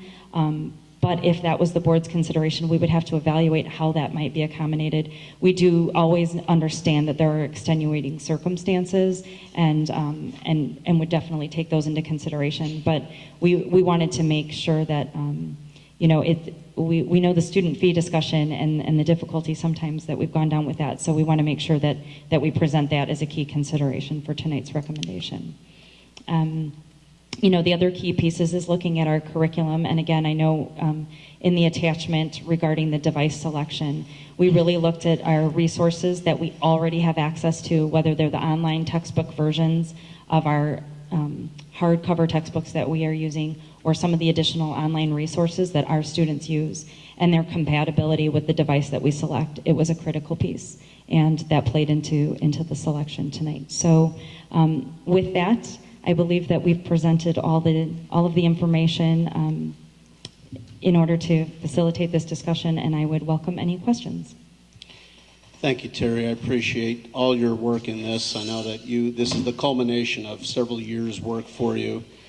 And I'd like to take the time to thank all the volunteers of the BATC committee for their diligence and the time that they've put into this as well. The board has, and recently, we've had multiple communiques from folks for and against this, and it's really up to each individual member to decide what they feel is best going forward. And I know the initiative is there. 2 meetings ago, I did a consensus poll of the board, and you mentioned 95% of your staff wants to go one-to-one. Well, 100% of the board wants to go one-to-one. So I don't believe that that's necessarily any objection on anybody's part of the board. We want to be there. I think that there may be some other concerns that may come up, but this board is committed to advancing technology in the district. Is that better? Yeah.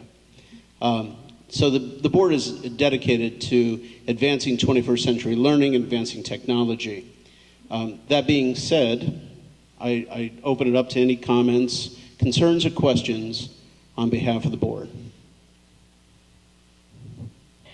Can I ask a couple of questions, I guess?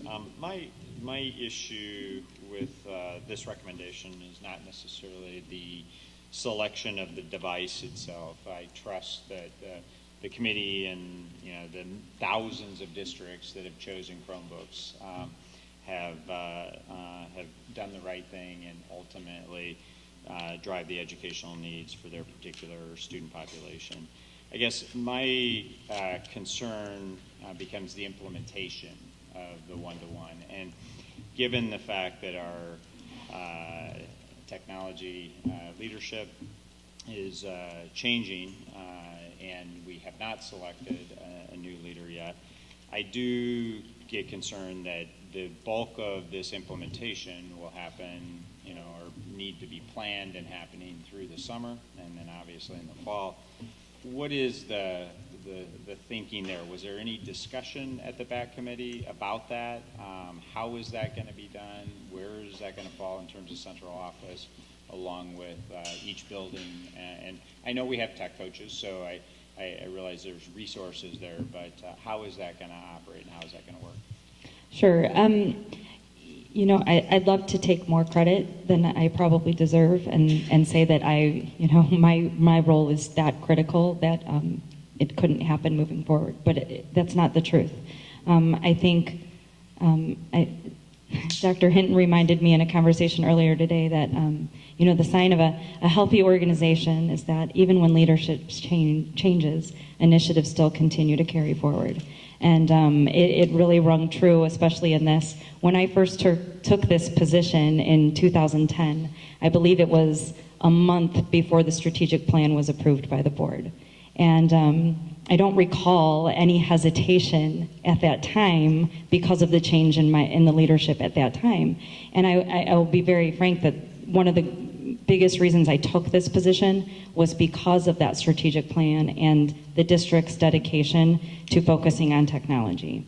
I think all of the work that has been presented is very public through our strategic plan, through the work of the BACT, through our communication strategies, the people that have interviewed for this position, the people who applied for this position, are very eager to see one-to-one carry forward. I will say that the majority of candidates have one-to-one implementations currently in progress in their own districts in many cases. So I have the utmost confidence that we will work to make that transition as seamless as possible for the people who will actually be carrying out this work. And that is the people that you saw stand up tonight. That is the people behind the scenes from our technology department. Those are the teachers, many of whom are sitting here tonight, and those are the teachers who have put in the work this year to build that foundation. And I think the majority of them, as you saw, are eager to see this carry forward and have the capacity and the groundwork to just keep those wheels in motion and move to the next step. I will absolutely work through that transition process to make sure these steps are in place. I also know I had a conversation with Dr. Hines, who is also very eager for this initiative to carry forward. She's in a similar circumstance in her current district, and she is absolutely supportive, and I believe that's one of the key things that the board looks for in these leadership positions is we have key initiatives on the table. Who are the leaders that can step in and carry those forward? And I truly do have the utmost confidence that they'll be able to come in, but it is the people who are there on the day-to-day, our technology team, who is outstanding. When things work well, we don't hear from them or hear about them. It's only when things don't work well, and unfortunately they don't get a lot of the credit that they deserve. And they are out there and they are working every day to make sure that the foundation, whether I am here or not, would be able to carry forward and be successfully carried forward in the fall. So those are the pieces that I can contribute to that question. Yeah, and I appreciate that, and that's certainly a great broad overview. It would seem to me with such an important initiative that a true implementation plan, if the board were to approve this initiative, would really need to be developed, and really not just at a high level, but a fairly detailed level. And I guess it's certainly up to the board, but before I would vote yes for this initiative, that may be the outgoing request, is to have the technology leader who had the vision, right, and drove much of the initiative here, at least leave the district with a plan that really does envision what will the implementation be, who's really in charge of it, how is it going to get done in each of the buildings, all of that again, in sort of any normal kind of IT initiative, you would have a pretty detailed initiative around a plan for how that's going to work, and an implementation plan. That's what I would request. Thank you. And I can also say that a lot of that groundwork is already being done as far as our instructional technology coaches working with teachers to clearly identify what is the professional development needed from this point until the fall to outline that.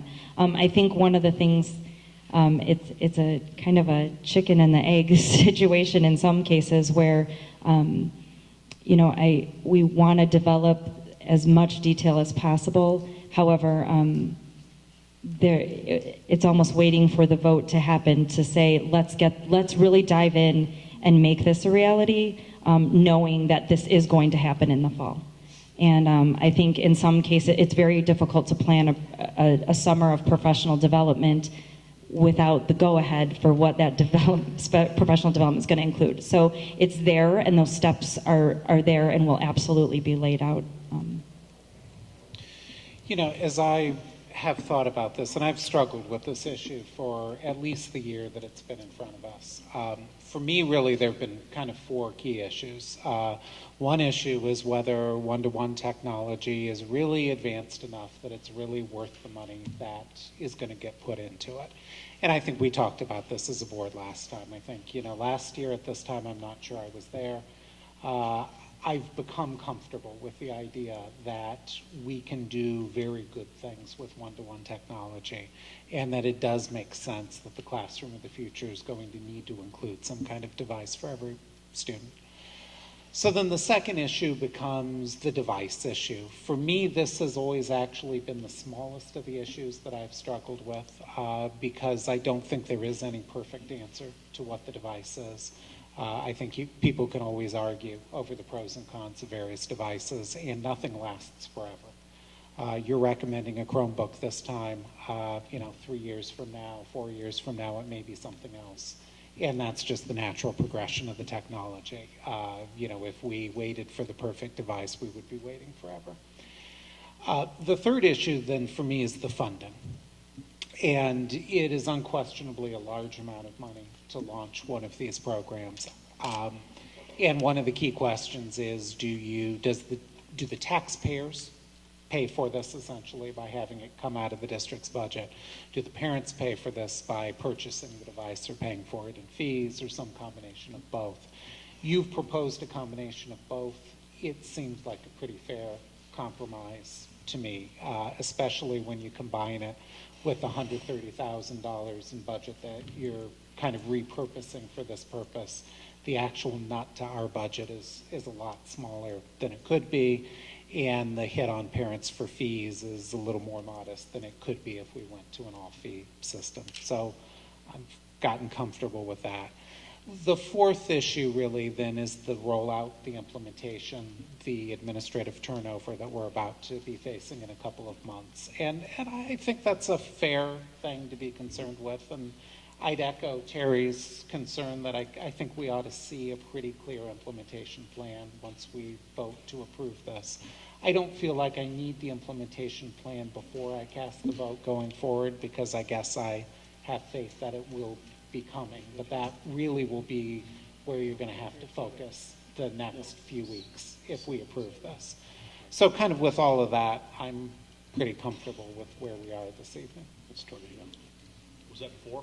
I thought I That was counted. four. 4? Okay. Yeah, so the one-to-one, whether to do it or not, the device selection, the funding, and the implementation of it. I'd like to jump in here. I've got some issues or some concerns. I don't want to talk about the device. I think there's better individuals who can speak on the device than I can. There's pros and cons to any device, as you mentioned. You mentioned that the strategic plan talked about this 4 years ago. And I want to make certain that we're not doing this just because the strategic plan says to do this, but it's the right time to do this. And that leads me to the next statement. Based on the low T testing that you did, in the fall, there was 44% below level 5, which what you said district average was. There was 44% basically below average if average was 5. That improved to 37 cents, so it decreased from 44% to 37%, an increase of 7%. The question is our technology coaches going to be able to, on a district-wide basis, take care of 37% of the staff, as well as the commitment to support the remainder of the staff? And because this is a district-wide initiative, I'm concerned about the immediate breadth and scope of this whole implementation. If it was more focused, for instance, let's say 6th, 7th, and 8th grade, I think it might be a little bit more reasonable to expect the current staff to support that initiative in a more focused manner. If I could just go through these points, and maybe you can just answer them later. On page 6 of your report to us, and this kind of echoes a little bit of what Terry and John have just reported, but on page 6 under professional development needs, once the board approves the initiative, a detailed professional development plan will be created to support teachers as they make this transition. A plan, again, of this breadth and scope to be developed over 2 months when staff won't be in place, and then to implement the plan once they get back and expect to utilize the devices, they're given the plan and use them all at the same time, seems to be an awful big jump for most people. And if you could just explain how you envision that being accomplished, I'd appreciate that. The cost. The cost is somewhat less significant to the district because of the recommendations that have been given out, but that's only because the cost is now shifted to families. And we have, in the last year, did a detailed analysis of our student fee structure as compared to most other districts in the comparable area. We have by far the highest student fee structure, and to add the cost of these devices onto those families, much less folks with multiple children in our district, would be an awful burden to bear. And prior to voting for this, I'd like to see some alternatives to that, if there were any. Infrastructure. The information that you submitted to us to review prior to this meeting had quite a bit of comments on it. And I went through those comments one by one. And not only were there comments by staff wanting to have more collaboration and more time just to acclimate to this whole concept. It's kind of a generational step for a lot of people, if you will. But I was more taken by the comments on infrastructure, about Wi-Fi, loss of Wi-Fi, and drop signals. And, if we're going to go to this great degree and great extent, and yet we can't access the internet or can't access the cloud, what's the point? And this board was advised and told that we just had a big Wi-Fi update, and we have more than enough capability, and we have more hotspots or whatever have you that have been installed and instituted. And yet for a minor rollout, a test rollout, where we had 1/4 of what the ultimate rollout is going to be, we were dropping signals and computers couldn't be utilized. So I'm asking, if you 4 times the amount of devices that are going to be used, do we have the infrastructure, without testing it, capable of supporting the number of devices that are going to be used? And again, my last thing was to justify the cost, but I think I've already relayed that. So if you can answer some of these concerns that I have, make me feel better about this, I'd appreciate it. Sure. So I'll start back with your comment about the timing and the strategic plan. I think the strategic plan was the impetus for technology becoming a focus in District 64. I think it helped establish some expectations from the board and for the staff, and give a direction. It helped us build a roadmap. It helped us dedicate some professional development in that area. And as I said, 4 years ago, 3 years ago, 2 years ago, I would not have come forward, nor did I come forward saying that one-to-one was the right thing for District 64.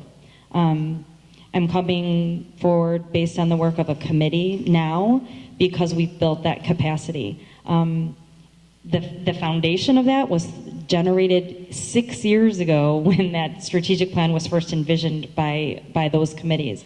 So we're really looking 6 years later now at finally saying, yes, this is a good time. We're now in a place where we are not the leaders in one-to-one. We are more so the followers, which gives us an advantage. We can learn a lot from a lot of districts that have gone before us. And for those reasons, I absolutely think that this is the right time. We have continued to add those devices, and we're at that critical mass right now where our students are they're still sharing devices. And until we get over that, that hump, the type of instruction that could occur won't change. And so for that, I really do feel that it's the right time. As far as the Lodi question and our instructional technology coaches focusing on that 37%, I think one of the great things that we've seen now having our instructional technology coaches is we have teacher leaders who have risen up. We don't solely rely on our instructional technology coaches. They can have very focused work. They can work really one-on-one and individualize and differentiate. But they've built capacity of people to become sharers of knowledge themselves.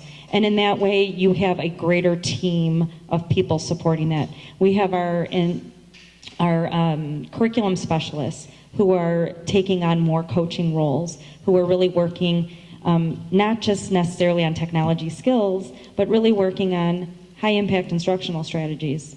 And for that, I do believe that we have the capacity to continue to work with our lower levels, but also continue to raise that bar higher.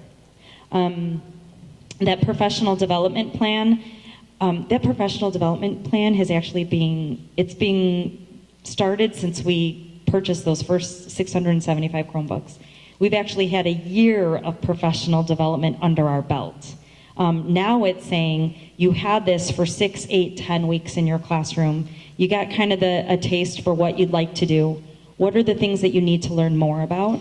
What are the things that you discovered in your classroom with those pilots that all teachers should know and be able to do? And those are the key pieces that will help develop that summer professional development leading into the fall. So it's not approve it and then we'll think about ways to use Chromebooks. I mean, that's really the intention of the pilots this year. We have a wealth of information of how those devices can be used, and teachers are going to be part of that conversation to help gear that professional development towards it. So I feel confident through Dr. Hinton's leadership, through my partnership, through that of our instructional technology coaches, our curriculum specialists, our teachers, to really develop something pretty readily to have in place in time for summer and into fall. And with the expectation that, we will all start on day one. And maybe there are 3 key things that I as a classroom teacher really know how to do and can do from day one. And that will grow and grow and grow. And the key piece is that we can't have that expectation of growth until everyone has that equal access to the resources. And that's the point that we would really like to get to. As far as cost, I agree. That's a board discussion. I think the best piece that we did was put out that parent survey to help support the opinions of our parents. And I was overwhelmed by the number of parents that came back in support of contributing to the cost of these devices. It could have gone completely different, and we'd be presenting a different preferred option tonight. But I really think that that's something that the board needs to take into careful consideration. Infrastructure, absolutely. We had a lot of issues at the beginning of the year, a lot of issues. We underwent an entire upgrade to our wireless system this summer, and unfortunately the person who spearheaded that moved on to another position, and we were not able to fill it. So we actually were down a person for a number of months, and we've done our best to fill in those areas and to troubleshoot. Where we are now versus where we were at the beginning of the year is night and day. I'm happy to have any of our technology staff speak to that as well. They see the day-to-day issues and are still working to make sure that we troubleshoot and have those in place. So I'm confident moving forward that we have the system in place. There's tweaks and adjustments that need to be made, absolutely. We need to get our new network manager on board, and that is priority number 1, day number 1. We are working very closely with our wireless vendor to have them on site on the first day that person starts. We've brought in other consultants throughout the year to come in and spend significant amount of time making sure that it is reliable and robust. And unfortunately, the only way to figure it out is to test it when there's students on the network. And so that is the source of the feedback that you got. And we have seen great improvements, but we absolutely started off the year very rough. And it's our commitment to make sure that we have those things in place moving forward. In rebuttal, I just have two comments. I understand about developing critical mass and about your tech coaches training other folks, and those folks train folks, and those folks train more folks, and it's just critical mass. I get that. But what I didn't see in the report there was the breakdown of grades 3 to 5 and grades 6 to 8. It's been my experience that the middle schools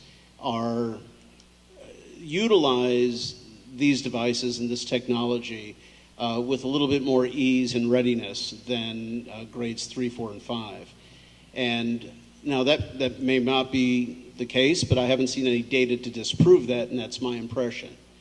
I wonder if the critical mass is going to be the same in grades 3 to 5 as there is in 6 to 8. So I guess I still have some concerns about district-wide support for staff in utilizing the devices. And you mentioned the infrastructure. I had something to say about that too. It'll come to me. I'm sure it will. Yeah. I'm going to vote no on this particular proposal. I feel strongly that we need to move toward a one-to-one. I want to vote on more pieces. I think that would be a good thing. And I would support a narrower proposal. But I'm not convinced that transitioning to a one-to-one ratio is an emergency. I think a slower transition would be far more prudent. I don't get a sense that our children are going to be particularly hamstrung or living in the dark ages if they're not involved in a one-to-one initiative by this fall. I do think that the decision about the device is important, and so far nothing has convinced me that the Chromebook is a better device than the iPad or others. Since we've had meetings, I've talked to a lot of kids, particularly at Maine South. I don't know one kid at Maine South who thinks that it's an excellent device. Done a little bit more research. I just don't perceive the Chromebook as anywhere near as good a device as the iPad. And I think we as a board asked some significant questions about this, and I just don't think that the research that was done convinces me that it's the right choice, particularly if a newer Chromebook is on the horizon. I know we talked about this last time, that there's never the perfect time, but I just don't feel convinced. And then I do think that the most compelling reason why we don't have to do this as an emergency is because of a massive transition period. I just think that we need to go slower and a more narrow change at this point than doing it with everybody from 3rd through 8th. So I would go for something more narrow with a slower march toward a one-to-one initiative. So I'm not against it. I just don't think we're going at the right speed. That's all. Other comments? Dan? Yeah. So I like the idea of going to one-to-one computing very much. And I want us to get there. And, you know, the feedback I get from students in the district is they want to get there. And, you know, my sons, to be honest with you, love the idea of going to one-to-one computing. But I have some large concerns today with the timing. And those concerns have to do with the transition of our leadership. We're transitioning our superintendent, and our director of technology is transitioning also. So I think it's one thing for people who are going to be taking on great responsibility with this to sit across an interview table from people and say, yeah, I'm on board. I want to do this. It's another thing when you're in a job for 6 months, you got your sleeves rolled up, and you're trying to figure out what exactly this job entails. I mean, just from anyone who's ever transitioned in a job, you don't really know what's going on for the first 6 months. So I have large concerns with really being fair to those people when they come into the role, and the expectations and the accountability during that time. I think if they buy into it and they build a plan, there's more accountability, there's more fair expectations, and it makes it overall going to be a smoother thing. The second concern I have is with budgeting. And there's two parts of the budgeting. There's the District 64 budget, and there's also our families' budgets. And so when I look at the District 64 budget, right now we're running at a deficit, and we've got a large concern with the city in regards to TIF money that's going to become available to us. There's a thought out there from the city that they're talking about changing the way that they're paying us, the traditional model. That's could dramatically affect our budget over the next 6 months. So waiting for that to get ironed out is also an advantage to a wait stance, waiting 6 to 12 months. The other thing that has to do with families' budgets. I have not had a lot of communication one way or other from families saying that they're ready to take on this burden or they're not ready to take on this burden as far as the additional cost of going one-to-one computing. I think if we were to let the community know, and which I guess I am saying at this time is, I'd be willing to vote on this in 6 to 12 months. And if people do have concerns with it, I think this is the time to let us know. Because it's not going away, this thought. What we're saying is that maybe the timing just isn't right. So what I'd offer the community to state, or the people who are going to actually have to pay the fees is, are they in favor of paying these fees or not? Because I'm not aware of that right now. And I think allowing this window of time will allow us more time to gather that information. So those are my thoughts. And just to complete my thought from before, it was on infrastructure. It was, it would be hard for me to envision dispensing of devices, asking the staff to implement the technology derivative, and yet test the infrastructure all at the same time. Should the infrastructure still be inadequate at that point, the entire thing is in stall mode. There's got to be a way to identify and stress and strain the system to know that it's going to be able to withstand the rigors of a district-wide initiative. And prior to doing that, I can't imagine instituting the program until we know that the infrastructure is going to hold up sound and solid. Are there any other comments by the board? I think we as a district ask administration to do things for us. And I think in this instance, we asked them 4 years ago to create a committee with teachers, administrators, board members, and students. We also did a one-year pilot this year. And I think the recommendation from the BAC committee and what Dr. Bresnahan is recommending is an excellent thing that we should do. And I could never be as eloquent as John in saying that, it's the time to go one-to-one. The device, we could argue till we're blue in the face, but I think the district has done a great job of purchasing iPads. So the arts department has those. She's not saying she's not going to have a variety of devices. It's just that this Chromebook for about $300 a unit is a way to get access to the internet.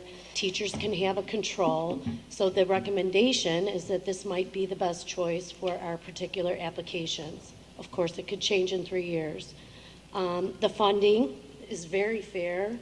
And of course, we will have to work out the logistics in the business office. And then the implementation, that once something got approved, they could show us how they're working towards the implementation. Is the time ever going to be right? No. Are the kids ready? Are the teachers ready? Yes. Is everybody anxious? Of course. Are there going to be teachers that are going to have problems with implementation? Of course. And that's why we have the tech coaches. And that's why we have new administrators coming in who I look at it as an opportunity. We have someone who's going to replace Dr. Bresnahan who may come from a district that already has a one-to-one initiative. I know Dr. Hines is all behind this per her interviews, and she's been at 3 different school districts. With this, we're not the first people to start doing one-to-one. So, and I also think it is a great feed for the junior highs to feed into Maine South, because they are not going to change their device even though there are issues. So I think it's a good progression. Any other comments? Personally, Dr. Borelli, I'd like to actually, before saying anything or completely deciding, I wouldn't mind hearing from the community, as they're here, and I'd kind of like to hear a little bit about what they have to say. Well, absolutely. And just give everybody an opportunity that, you know, I know we've heard a lot of things before. I'm not really asking to go over the same things over and over again. But if people have new insight, I think now would be a good time maybe to open it up to the floor. Yeah, once the board discussion concludes. Well, I think we'll probably have discussion afterwards. There might be some more. Yeah, Yeah. I guess there would be. Yeah. So that being said, thank you, Scott. If there are folks who'd like to come up and speak about this topic, by all means, please come up to the podium.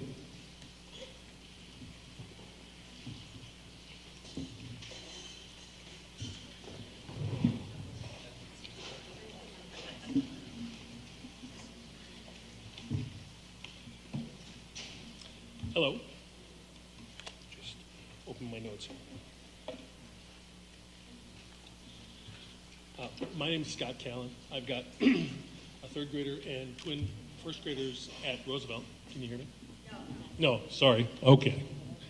That's okay.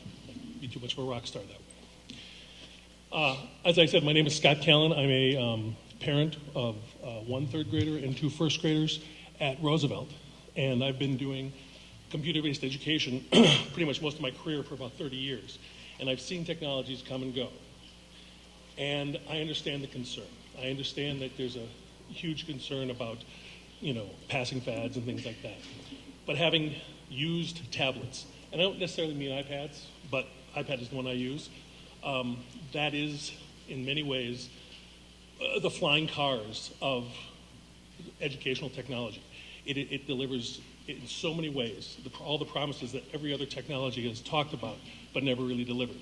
So the Chromebook seems more like it seems like a step backwards. If you talk to the kids today, they're, you know, per a video I saw earlier, he was talking that they're very comfortable with a, flat keyboard.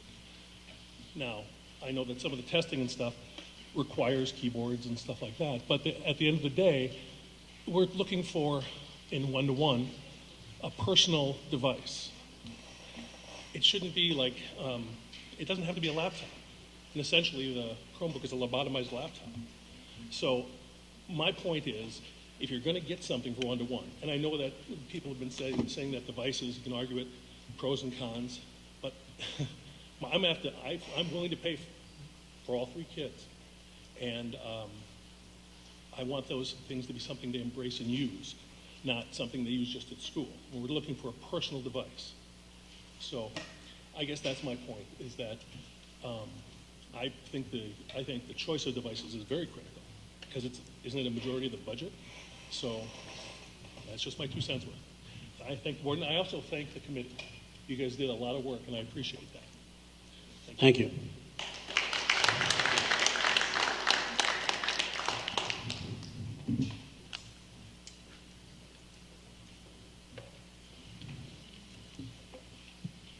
Hello, my name is James Dombrow. Most of you know me by now, and I'm a junior at Maine South, and I would like to offer some final comments about the board votes before you guys make your decision on the one-to-one program. So there was a pilot program in classrooms this year for Chromebooks for a simulated one-to-one. There were not any other devices compared. Having iPads on carts is not the same as testing them out in the same way you tried out Chromebooks. You have not tried out any other device in the capacity in which you have tried with the Chromebooks. This recommendation is biased, and that is my opinion of that fact. You didn't show teachers or students anything else. I don't believe that a recommendation should be made without seeing more than one side. If you were to be voting on a construction project of this volume, I would assume you would get at least 3 different votes before moving, 3 different bids, before moving forward. I also believe that the points stated by the BATC in the presentation, quoted, "The ability to manage and support on a wide-scale basis from a technology perspective should be disregarded. Just because the Chromebooks will be superior in the ease of management for the technology department to manage does not and should not have the effect on the device that we pick. They should not be making their jobs easier if it results in a poor educational experience for the students. I recently sent out a survey to the students of Maine South that use Chromebooks, and I would like to share a few results with you. I think that they will show you how students really feel about these devices. I've also presented or put on your tables those detailed statistics. So 535 students responded to my survey, and that's about 45% of the Chromebook users at my school. When asked, do you think your Chromebook will last you through your years at Maine South? 81% voted no. When asked, how often do you use an alternative device to complete your schoolwork? 40% answered daily and 20% answered once a week. When asked, how often do you have operating problems with your Chromebook? An overwhelming 53% said daily. That doesn't sound like fun for teachers, students, or the tech staff that has to help these guys out. My last question asked the students if they would recommend the Chromebook one-to-one program to another district. 75% of these students would not. I implore you to listen to these students using these devices. They're giving you insight. This is what next year could look like. Unhappy kids, crashing Chromebooks, and upset parents and teachers. Learn from this district. Don't make the mistakes that they have. I also have some brief student comments from the survey that I would like to share to you. These will remain anonymous at the request of the students. My first quote addresses concerns brought up by the board over the last year regarding time in front of a computer screen. Quote 1, they are very slow, which can be annoying. They cost a lot of money and probably aren't even going to last the next 2 years of school for me. I hate looking at a computer screen for a long time. It fries my brain and hurts my eyes if I look at it for too long. Quote 2, please get rid of these infernal Chromebooks. They're awful products that won't last me or most of my classmates the rest of the year, let alone the rest of high school. Quote 3, Chromebooks are overglorified web browsers that is an utterly useless investment when the majority of students already own laptops more capable than them. However, I don't think technology should be taken out of the classroom. My main problem with the sheer disappointment of what we can call technology, aka the Chromebook, is the lack of native support for trivial software such as Microsoft Word, which is just pathetic. Why use Chromebooks when we have laptops far superior? Chromebooks serve no purpose in most classes. Just to name a few examples, Chromebooks don't support software for computer programming. Chromebooks don't support software to write characters in Chinese. Chromebooks don't support software for any music classes. Chromebooks struggle obtaining a Wi-Fi signal. Chromebooks can barely support their own weight without breaking, let alone being carried in a backpack all day, and so on. A potato has more operating power than the average Chromebook. Any current laptop on the market or device is much more reliable and suited for educational use. The only clear reason Chromebooks were acquired over this Microsoft Surface or a Mac was because of Hapara. The administrators decided that a communist approach to internet traffic control was better than a more realistic option. Number 4, these Chromebooks were made out to be a lot better than they are. After multiple meetings with tech staff before getting the Chromebooks, they seemed like pretty good things. But now I feel like I was lied to and deceived. Quote number 5 and my final one. Using Chromebooks has not benefited me at all and has brought my grades down in the classes that we use them the most. I would benefit from using paper instead of worksheets, books, and etc. online. If I were to read all of these, we would be here all night. But in the packet, you can skim over them and see the rest of them. I hope these student voices can be heard. Last week, my father and I met with Mr. Mesmer, the principal at Maine South.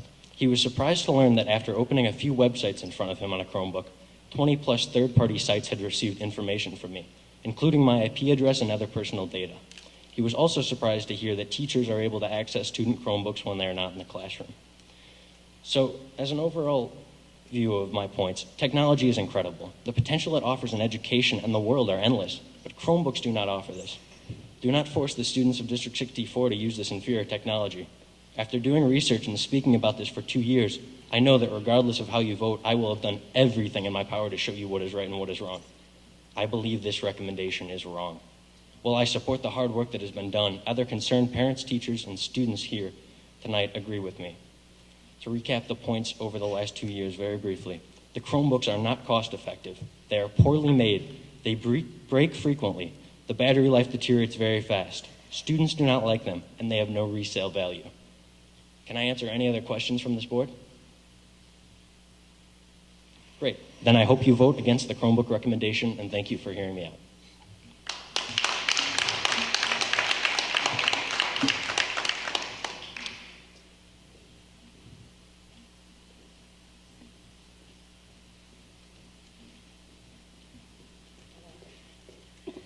Good evening. My name is Susan Glines. I teach 8th grade at Emerson, and last year I was here begging, literally begging for Chromebooks, and you gave them to us. And I know originally you only wanted to give like 167, and I said that was peachy as long as Emerson got every single one of them. because we are so short devices. Listening to everyone, I've heard bits of my reality every day, my reality, and also I've heard about and seen data that isn't quite on the mark. We don't have enough devices. It's that simple. We do not have enough devices in our schools. So somehow or another, we're going to have more. I am a huge proponent of one-to-one. It's the product, it's the device where I am unsure.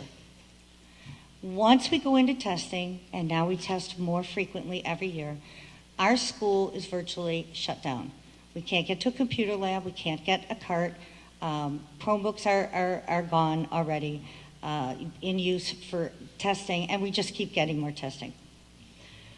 I piloted Chromebooks, and I'm probably one of the teachers who's piloted Chromebooks this year more than any other teacher I know for sure in Emerson, and I would say probably in the district. I was lucky enough for both of my subject areas to have a Chromebook for 2 trimesters. I teach language arts, 8th grade, and social studies.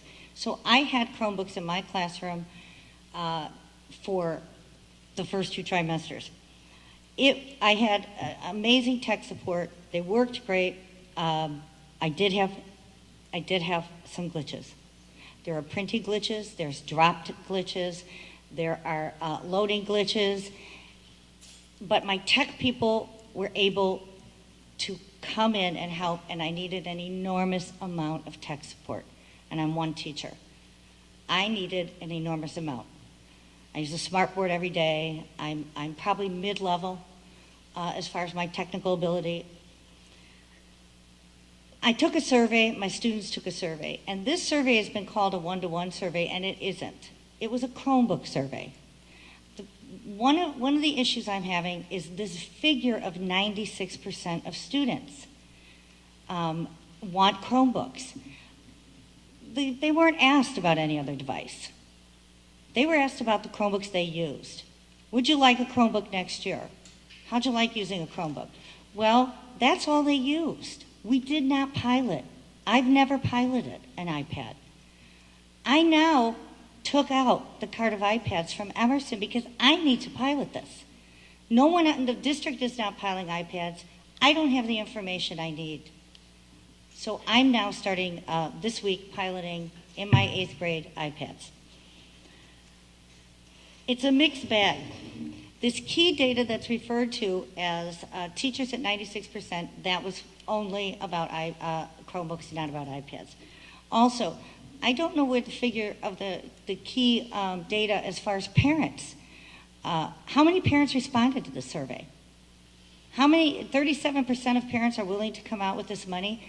I was here in the fall when this board talked about taking legal action against parents who have not paid their fees.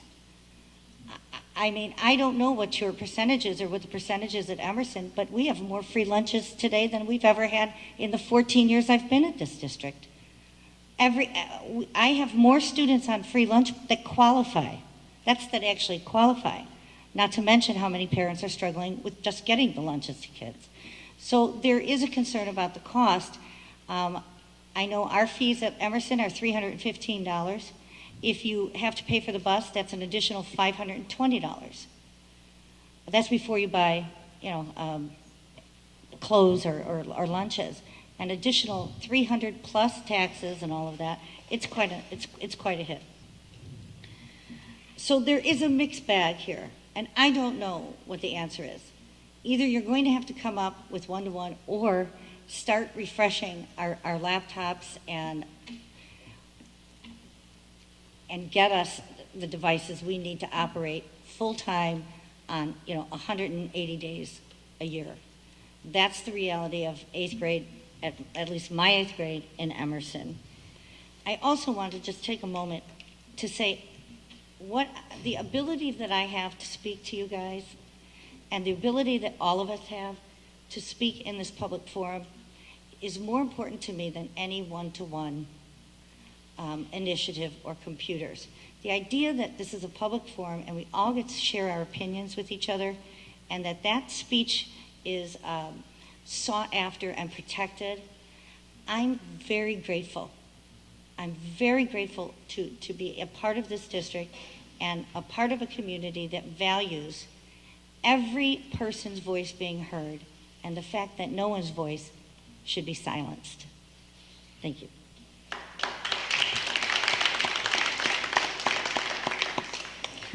Thank you.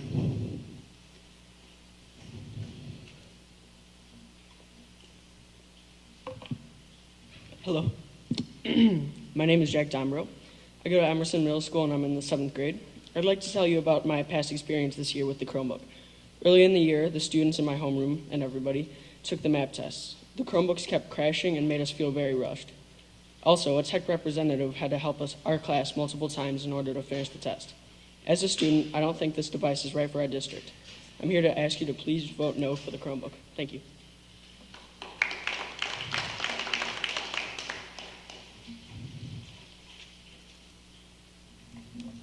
Good evening. My name is Nancy Pinkerton. I'm the mother of 3 kids. I have one in high school, one in junior high, and one in grade school, so I have them across the board. I'm completely in support of a one-on-one initiative. I think it is the wave of the future, and I do appreciate all the work that has been put in to get us to this point. However, I have a lot of concerns about the way they're seeking to implement it in the next year. I don't believe that the right way to handle this is to have it district-wide all at once across the board. I think that the high school is a good example of the problems that have been had and the dissatisfaction the kids have with the Chromebooks and the amount of technical support that's needed. And I don't know how that would be handled if we were to implement this in every grade level across every school. I believe that there was a pilot program. I've heard of that pilot. Everyone talking about that pilot program tonight. But it's my understanding that pilot program is a teacher having a Chromebook in a classroom and using it for this class or using it for that class. It wasn't a pilot program where the kids are responsible for that Chromebook. They're taking that Chromebook to and from school and they're using it throughout their entire day. That's the type of pilot program I think that needs to be done in a smaller amount. So whether it's one grade level or one classroom in one school or in a couple of schools, I think there's a better way to pilot the program to learn whether or not this is going to be successful before we completely invest a lot of money into something that may or may not work. Another concern I have is about the ability for the district to handle the number of devices and their problems if they need repaired and how that would be handled. I think the high school level is having a hard time, from what I understand from James, and I think you've heard from him about the problems and the number of repairs they have daily, of having 45 kids coming into this help unit to try to get help daily. So what happens in every grade school? Is there going to be, tech support or a Genius type bar at every level for these kids to get assistance? My other concern is what happens if one of these Chromebooks breaks down? And what if a family says, I already invested $300 in a Chromebook, I'm not putting any more money into it. I can't afford the repair bills for this. What happens when you have 1 or 2 kids that are in a classroom that don't have a Chromebook that's in working condition? Where does that fall and how is that going to be managed? The other question I have in looking at this proposal is that the Chromebooks were suggested from grades 3 and above. I'm wondering why, if Chromebooks are the answer to all of this, why are we not implementing Chromebooks in K through 2? Why are they using iPads and then being switched to Chromebooks? I don't think that makes any sense. And my last comment would be that as a parent, I would not support the use of Chromebooks. I know the difficulty they've had at the high school level. I, as a parent, would rather have an initial cost that is higher for a device that I know will last longer. My kids have all had iPads. They've had them for years. They have not once had a problem with them. They're still, one is 3 years old. It's still working as well as it was 3 years ago. So I would just say that on behalf of all my kids, I would support, paying the initial money out front and having a better product. Thank you.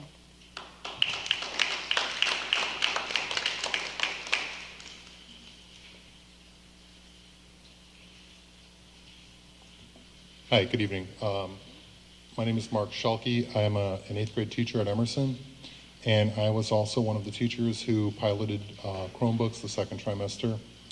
I think a lot of great points have been raised tonight. I think that it's important that you all know that we think that one-on-one is a great idea. However, I'm not a tech coach. And I would be happy to collaborate and help anybody that needs help if I'm able to help them, but I'm not a tech coach. And what I found is that when the kids had problems, I needed help in the moment. We didn't pilot these, not everybody in 7th and 8th grade had a chance to pilot these. The science teachers didn't, the math teachers didn't. And I don't know what would happen if the science teachers were using their Chromebooks with the kids and I was using mine and LA was using theirs, and we have one tech coach. Where would that person go? You know, I don't need them.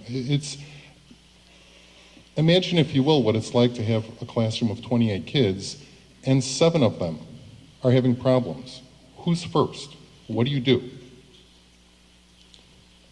And that's one classroom. You know, what if there's another 6 in science that are having problems? Whose priority? It's really hard to tell some kid, well, just hold on or ask another kid to help you out because I'm helping this one right now.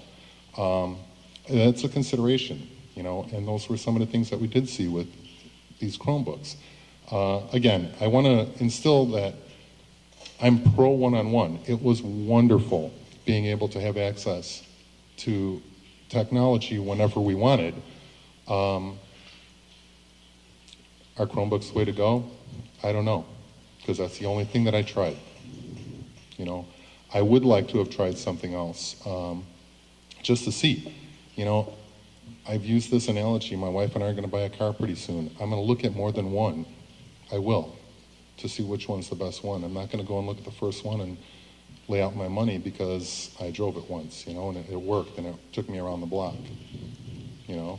So that's all I have to say. Thank you for your consideration, and thank you for everybody who did all their work on this committee. It's appreciated, but there are still some concerns.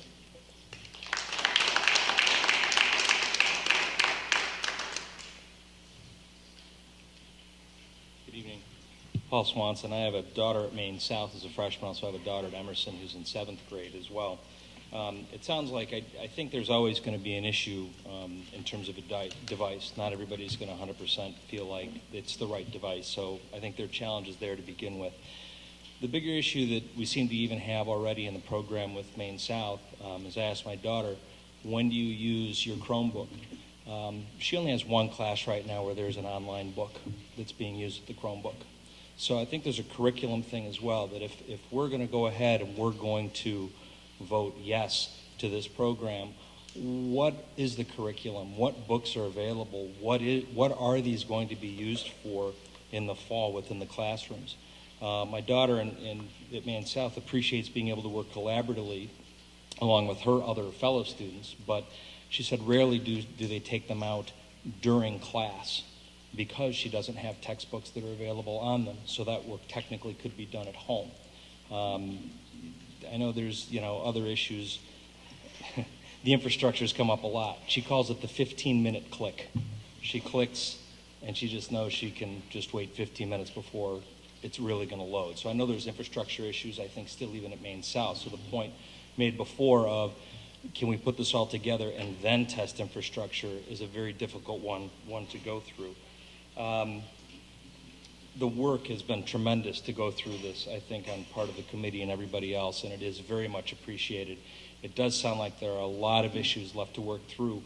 My biggest issue isn't necessarily the Chromebook itself, though, yes, a lot of device issues, a lot of technical issues, things that break down and whatnot. My bigger issue is, how are they being used in the fall? What is the curriculum? What is being set to be, and what are they going to be used for, so that the one-to-one, which I am a huge proponent of, is used as effectively from the start moving forward.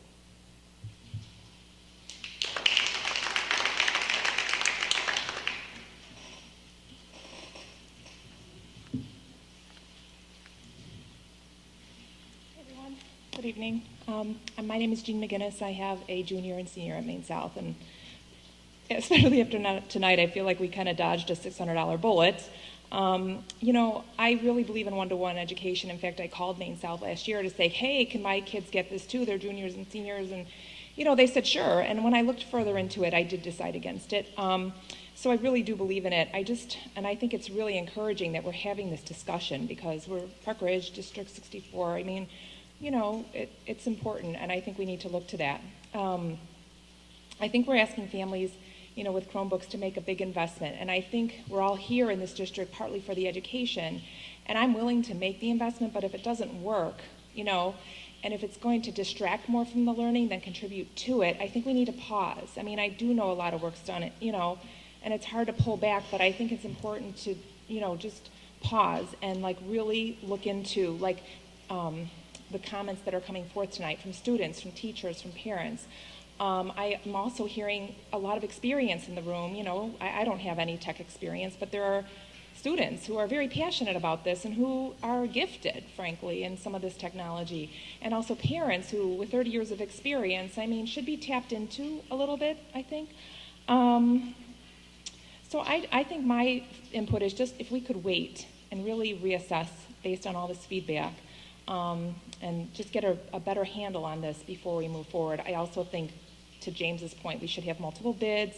You know, I think to Nancy's point, it should be piloted first in one school. In fact, it would be cool to pilot like maybe a Chromebook in one school and an iPad in another, and I don't know what other tablet platforms there are out there, but just to, the Surface. I mean, maybe we just kind of look at all of it and come together and make a decision. So thank you for giving me the time to share my thoughts, and thanks for all the work that y'all have done so far.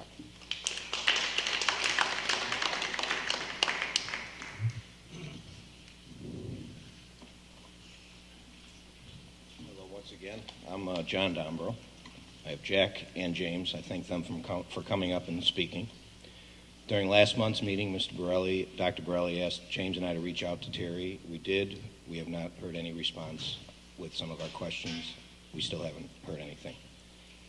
As I stated last meeting, it is very unsettling that an employee who is leaving in a couple months wants to spend this amount of money on this particular device. Tech departments keep saying it's not about the device. I believe a device has a lot of impact, and I believe this is garbage. I've said it before, I'll say it again. I'm sorry to bore you, and I appreciate your time. I appreciate all the time everybody has put into this. There is a year-long study, which we've talked about. It was only Chromebooks. There is no other option. Once again, why? You provided choices for third grade through eighth graders, and I'd like to see how many teachers and how many students. I just see percentages. Your newest shared funding recommendation, you cite, year one cost the district $302,000. The grades 6 and 8 say zero. That just means us parents get to pick up the other $443,000 that was in the original bid. That's a lot of money. I'm one of the parents, I'm one of the taxpayers. $745,000 is what we're talking about. That's a lot of money. Under the tech support portion of your proposal, the district will have to hire another technologist and additional support that will be required. That seems to be the fine print. Everybody keeps saying Chromebooks are easy, but now we have to hire more people. That's going to cost our district. This report mentioned a continued relationship with District 207. Since my son has proven the misinformation from the Chromebook repairs, his access has now been denied from the student, from the school. There's something wrong with this. It bothers me. The stats that you received from 207 are inaccurate. And unless we have an actual contract with 207, I feel it's inappropriate to cite them as the repair shop. The repairs are big. James is a part of the repairs. It's a big deal. District 64 with 207, I pray we don't go down that same road because it's not been fun for District 207. Timing and implementation is on the letter. Last month, a new resident of District 64 who also works for Apple mentioned that this is not recommended to implement such a program at the beginning of a school year. It's been proven that there's too much else going on for the teachers, for the district. Unfortunately, there's some kind of District 64 politics got involved. He will no longer speak at our meetings. We have been told by an Apple person that they have been asked to take a step back. That makes no sense to me. I don't know how that happens, but it happened here. We talk about freedom of speech here. Something's changed. That particular resident also mentioned something about leasing. I have never seen any options about leasing in any of the reports. Terry's letter mentioned that the new superintendent and director of technology were all eager for District 64 to move forward with their one-to-one program. I'm eager to move forward with a one-to-one program, not with the Chromebook. I would love to hear what they're feeling and what they would have to do with this Chromebook program. I'm trying to go quick, sorry. Devices, choosing the right device. It states that no vendors or product manufacturers were involved in presenting sales pitches to the committee. That's crazy. It's like not taking a car for a test ride. You need to hear from manufacturers. You need to hear from people that use it on a day-to-day basis. Once again, I can't thank you enough for all that you people have done and put into this. But not to have a manufacturer talk about their product, I don't get that. That casts serious doubt. Why would we ask a community to spend $745,000 with a complete comparative analysis of each device available? Without manufacturers and reps talking about it, the pros and cons that are brought up probably are wrong because you don't have the right people telling you the right stuff. After reading that statement, I feel this recommendation should not be up for a vote. If I were a teacher, I'd have to give it an incomplete. What happened to the process of getting options? The letter states as Chromebooks pros, last page guys, that this is easy to manage with the fine print, additional technologists, and additional staff. But nowhere does it state it can be monitored by teachers while students are in their class. James and I sat with Mr. Mesmer, his eyes wide open when we told him that, and when we showed him that and the 20 to 30 companies that hit him with opening up his Chromebook. It mentions that it's the lowest cost, but not in the long run because it's the highest percentage of breakage. It's not 2 to 3%, it's 10%. It's unlikely to last long enough to make it to high school. It's really not going to make it. As Jack said, his testing was difficult, and I could go on all night, but I respect your time. I won't. Last month, I asked this board to table the vote until the new superintendent and the head of technology get into office. This month, I'm asking the same. If that's not possible, I'm asking this board to please vote no. And thank you for all you do, and thank you for all the research that was done. Mr. Dombro, I have a question. So, we obviously take transparency very serious on this board. Are you telling me that someone in the administration or the board told someone not to speak at a meeting? What are you telling me? There is something that happened with Mr. Joseph, who spoke here.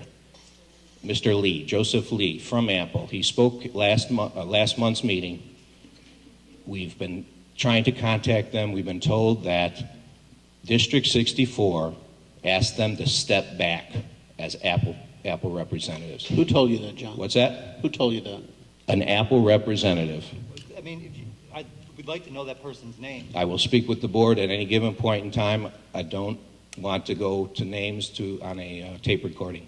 I will speak to your board. You made a pretty strong accusation. What's that? I'm making it. That's what I got an email. I received an email today that Apple was asked to step down by District 64.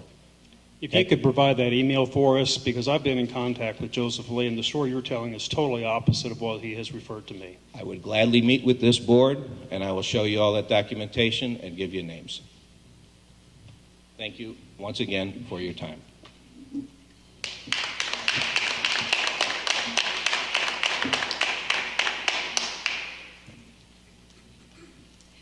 My name is Caroline Schaub. I've actually addressed you guys before, or some of you, and very nervous to do so. However, I'm an instructional technology coach here in District 64. I was one of the coaches that were a part of the pilot. Previous to that, I taught 5th grade at Field Elementary School. And while I was at Field Elementary School, I was actually co-leader of the strategic action team with Craig Alderkin, a community member. which came up with such ideas as the Board Advanced Technology Committee, as well as the Technology Implementation Committee at a district level. And so although I appreciate how everybody keeps referring, thank you for all of your hard work, and have you considered this, and have you considered this?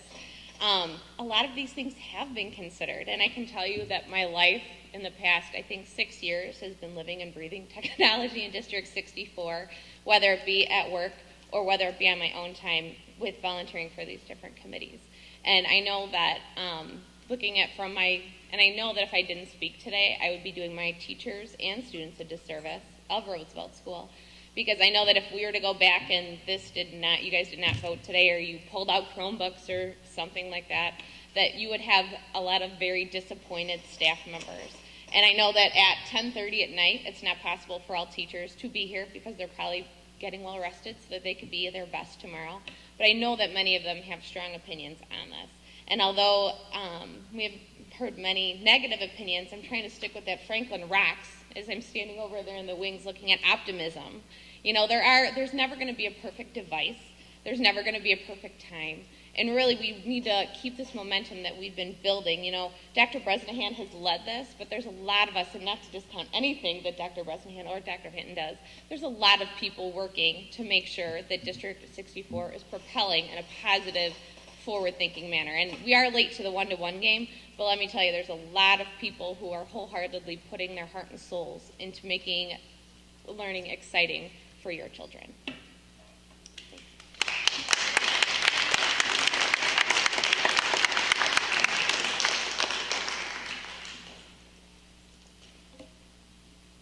My name is Jacob Knifick, and I am one of the student tech geniuses at Maine 207 South. I can tell you from my experience in the Chrome Depot that the Chromebook is one of the worst possible options you could ever have as for the one-to-one option. Every day in the Chrome Depot, we get many students and even teachers with multiple problems with the Chromebook, from a Wi-Fi issue to even the trackpad randomly going out to even internal video problems causing the screen to dim or even not function at all, which would require to send it into Samsung.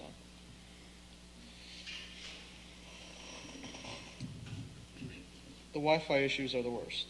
It seems like every other device except the Chromebook in the building has no problem staying connected, which makes me come to believe that a completely cloud-based one-to-one program can be completely disrupted by a simple Wi-Fi disconnect. Because of these problems, I can recommend the iPad as a better alternative. I can say this because the iPad isn't fully cloud-based. It can still offer a great one-to-one experience even with a break in Wi-Fi connection with its offline apps and whatnot. These are just my 2 cents from a perspective from a student that used a Chromebook and who even works fixing those Chromebooks on a day-to-day basis.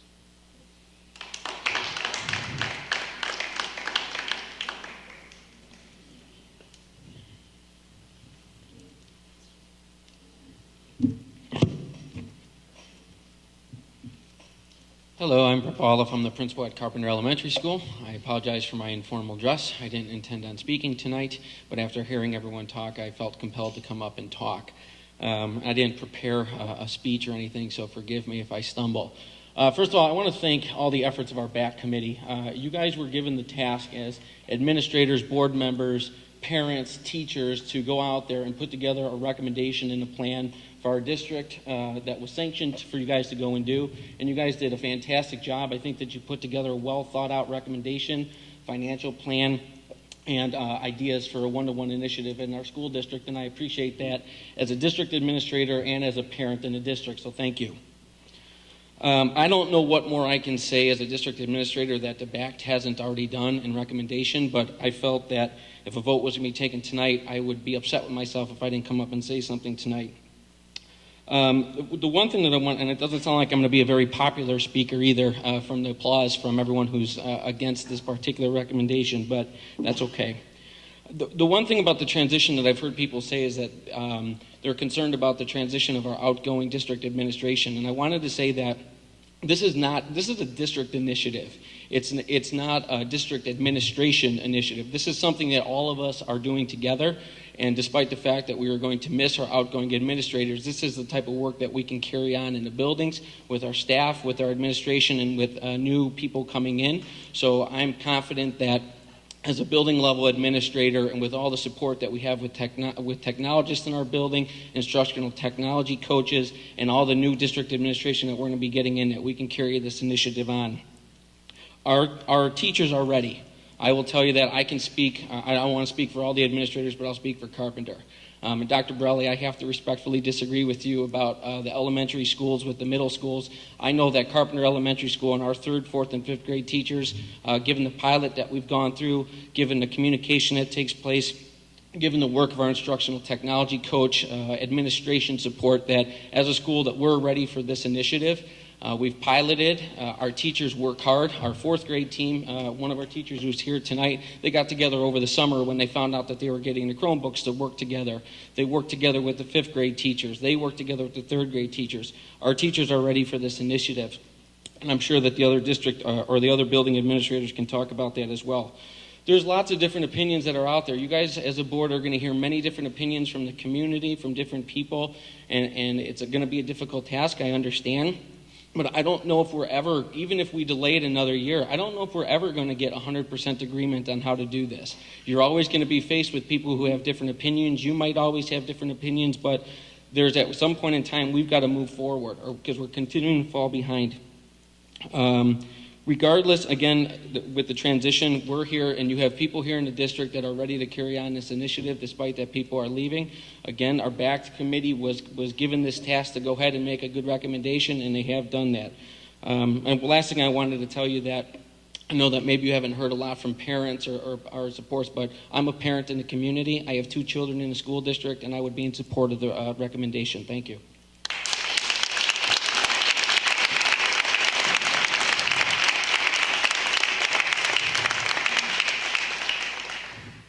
Any further comments from the public? Yes.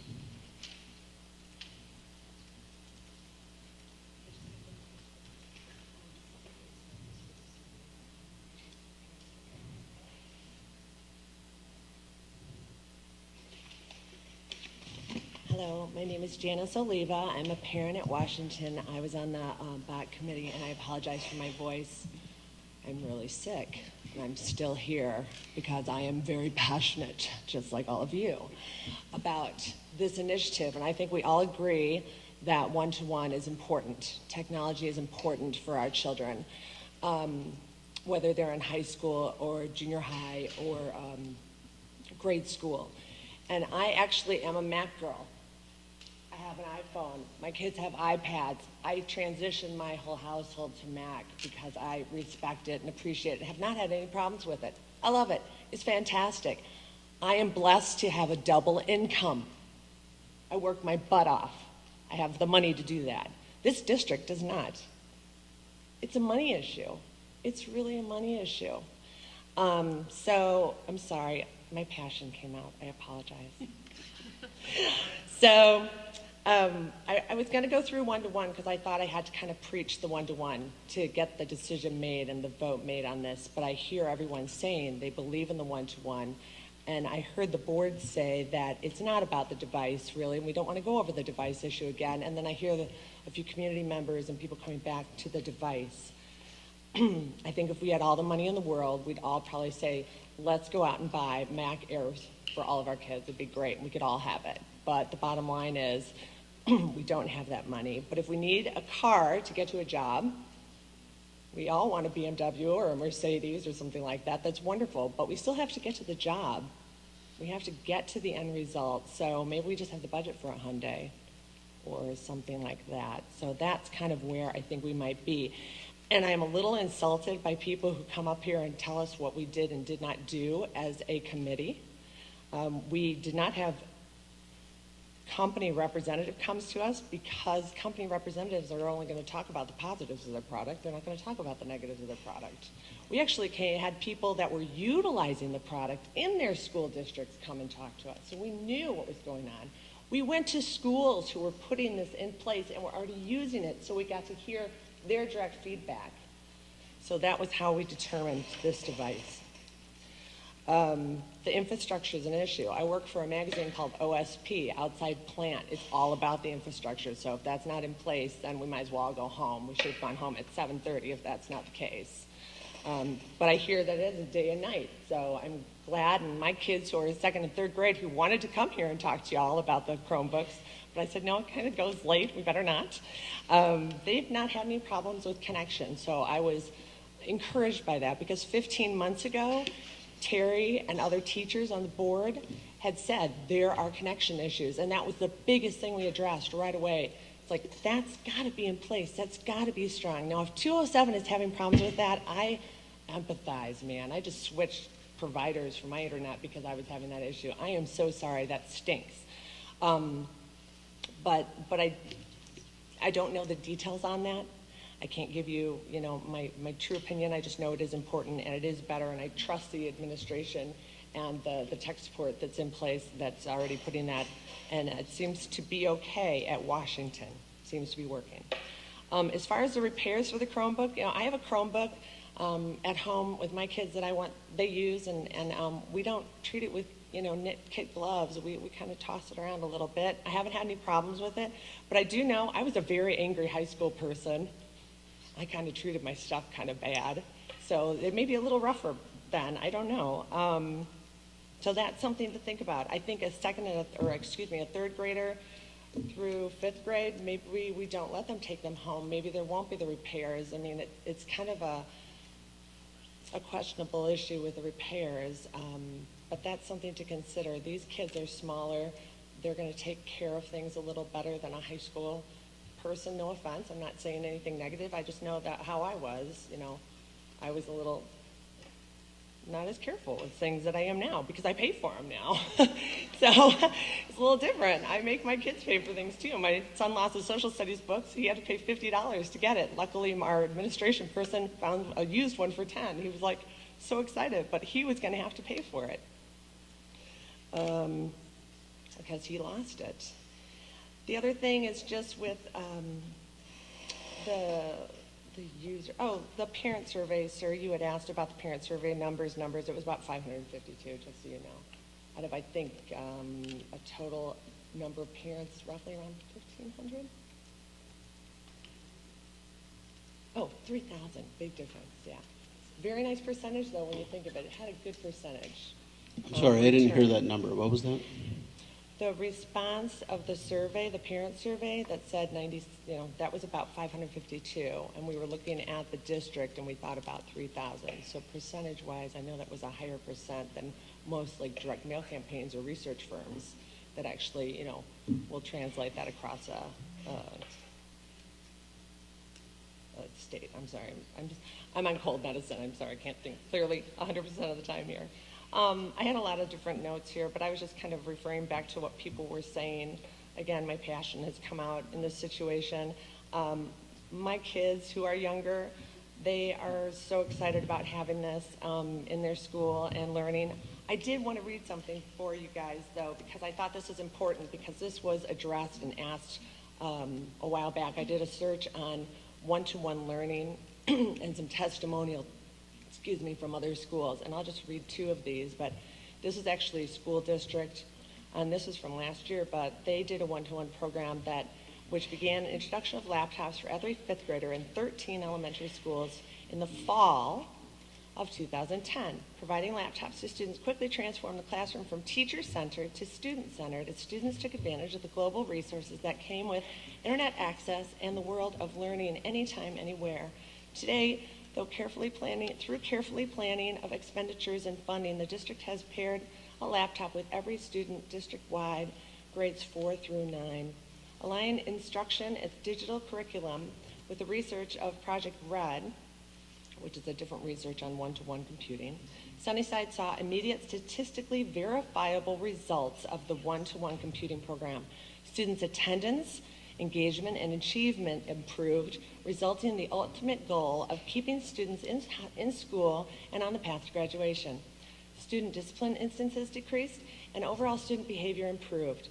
Parent engagement soared, with laptops going home, facilitating improved communication through online digital channels for collaboration. Open enrollment numbers skyrocketed with the promotion of the one-to-one program, providing a needed revenue source to continue staffing levels for the one-to-one program. Pretty powerful. Can you summarize, please? Pardon? Can you summarize, please? I'm sorry. Yes. I think you should vote yes. I think it would be a disservice to our children for you not to vote yes. Thank you very much for your time.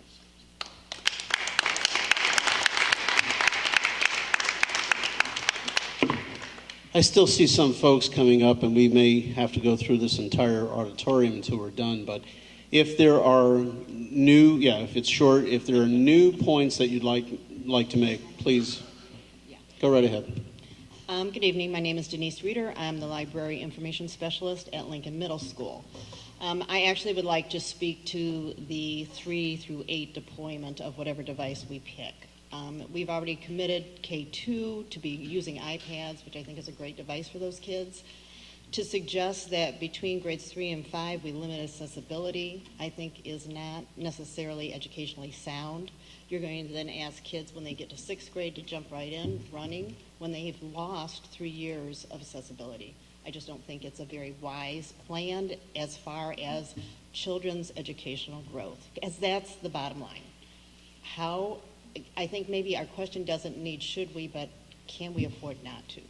Can we afford not? How many people did you see come up, except me and maybe one other person, that didn't have a device in their hand? That is the way of the world, and we do our children a disservice if we do not give them the tools they need to be successful in this world. Part of the responsibility is teaching them to use it responsibly. When is it appropriate? When is it not appropriate? That takes repetition, practice, day after day, week after week, year after year. The internet that you know is not the internet that they know. And the internet today is not going to be what they see in 3 years. So we've got to give kids the chance to become responsible learners. That only happens if they have access to the devices. And to not give them or to limit them in grades 3 through 5, I think is a real disservice to our kids. Thank you.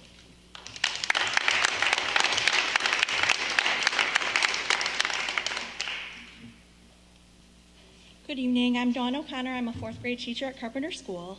I wanted to address a few of your concerns about teachers and implementation. First being the teachers not being ready. I would say maybe last year I wasn't ready, but I piloted now for the first trimester of this year. And then then our team worked with the 5th grade and they piloted second trimester, etc. Maybe 2 years ago I didn't know what a Chromebook was, but now I do, and I know how to help kids learn that, use them every day or multiple times a week, definitely. But when we had them, we did use them every day. So for those elementary teachers, maybe we weren't ready last year, but we are ready because you gave us a pilot. As I was listening to folks coming up and expressing concern about spending this money, and understandably so, I'm sitting there thinking, oh my goodness, this is going to be more than a year out now, one-to-one, because it's really time to order for next year. And if we decide to do other pilots, which of course you're welcome to do, it's going to take time. We're going to have to order them. We're going to have to figure out what they are and how much that's going to cost. And that's going to take months and months. And so that's going to be the next school year where we're not knowing really what our device is and therefore how to implement it. So as I'm sitting, I'm thinking, oh, we say we want one-to-one, but it might be a few years out based on the way that comments and things are going. So I just wanted to address those comments. And then lastly, the support that educators get. I know that at the top, administratively, they've done a lot, but the people that I work with every day are still going to be at Carpenter School next year, and thank goodness. And they'll be able to help me with what I need, and if they can't, then I can put it to the side, do something else, come back to it as needed. But they help me as soon as possible, and that's been enough on time. So thank you.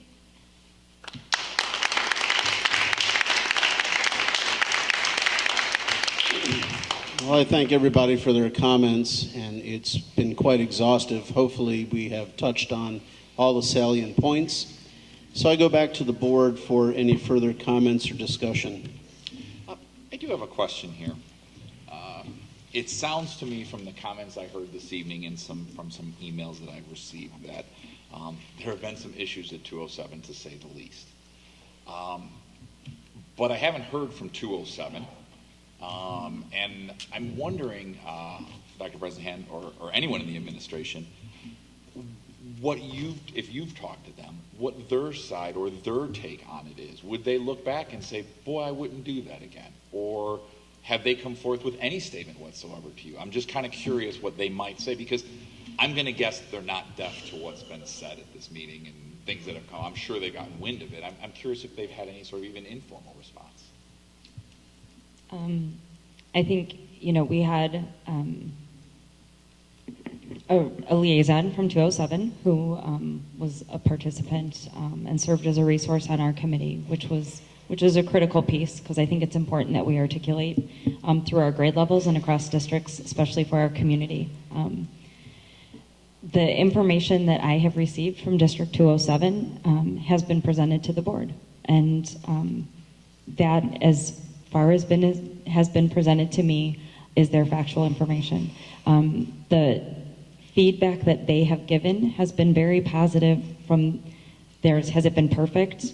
No. And what's been great is we've learned a lot through them as well.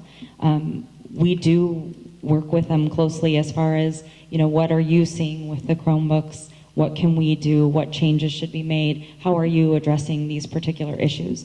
So having a district close by as a resource with the same scenario has been a benefit for us.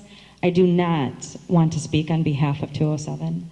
I think they are very aware of our board meetings and the conversations that have taken place. And that would be something that would need to be directly addressed with them. I think there's multiple people who could be involved in that conversation. I know that Maine South and 207, they are not the only district using Chromebooks. One of the pioneer flagship districts in the country is Leiden Township, which is right next door. They have been a resource for us. They have been a resource for Maine 207. They run boot camps every summer to bring hundreds of districts through their doors to demonstrate their success. They have done a tremendous amount of work and have a very successful story to share. There are many districts beyond that. I shared a list of all the new districts that I found that are currently researching Chromebooks and have possible implementations on the table. So our articulation with 207 is absolutely important. I would defer to them to answer your, more detailed questions that you have. There's been no indication that they would turn away from the initiative that they have moving forward. I've never heard any indication from their administration that they plan on doing, anything different based on the results that they've seen so far. And that's all I can share at this point. I'd just like to.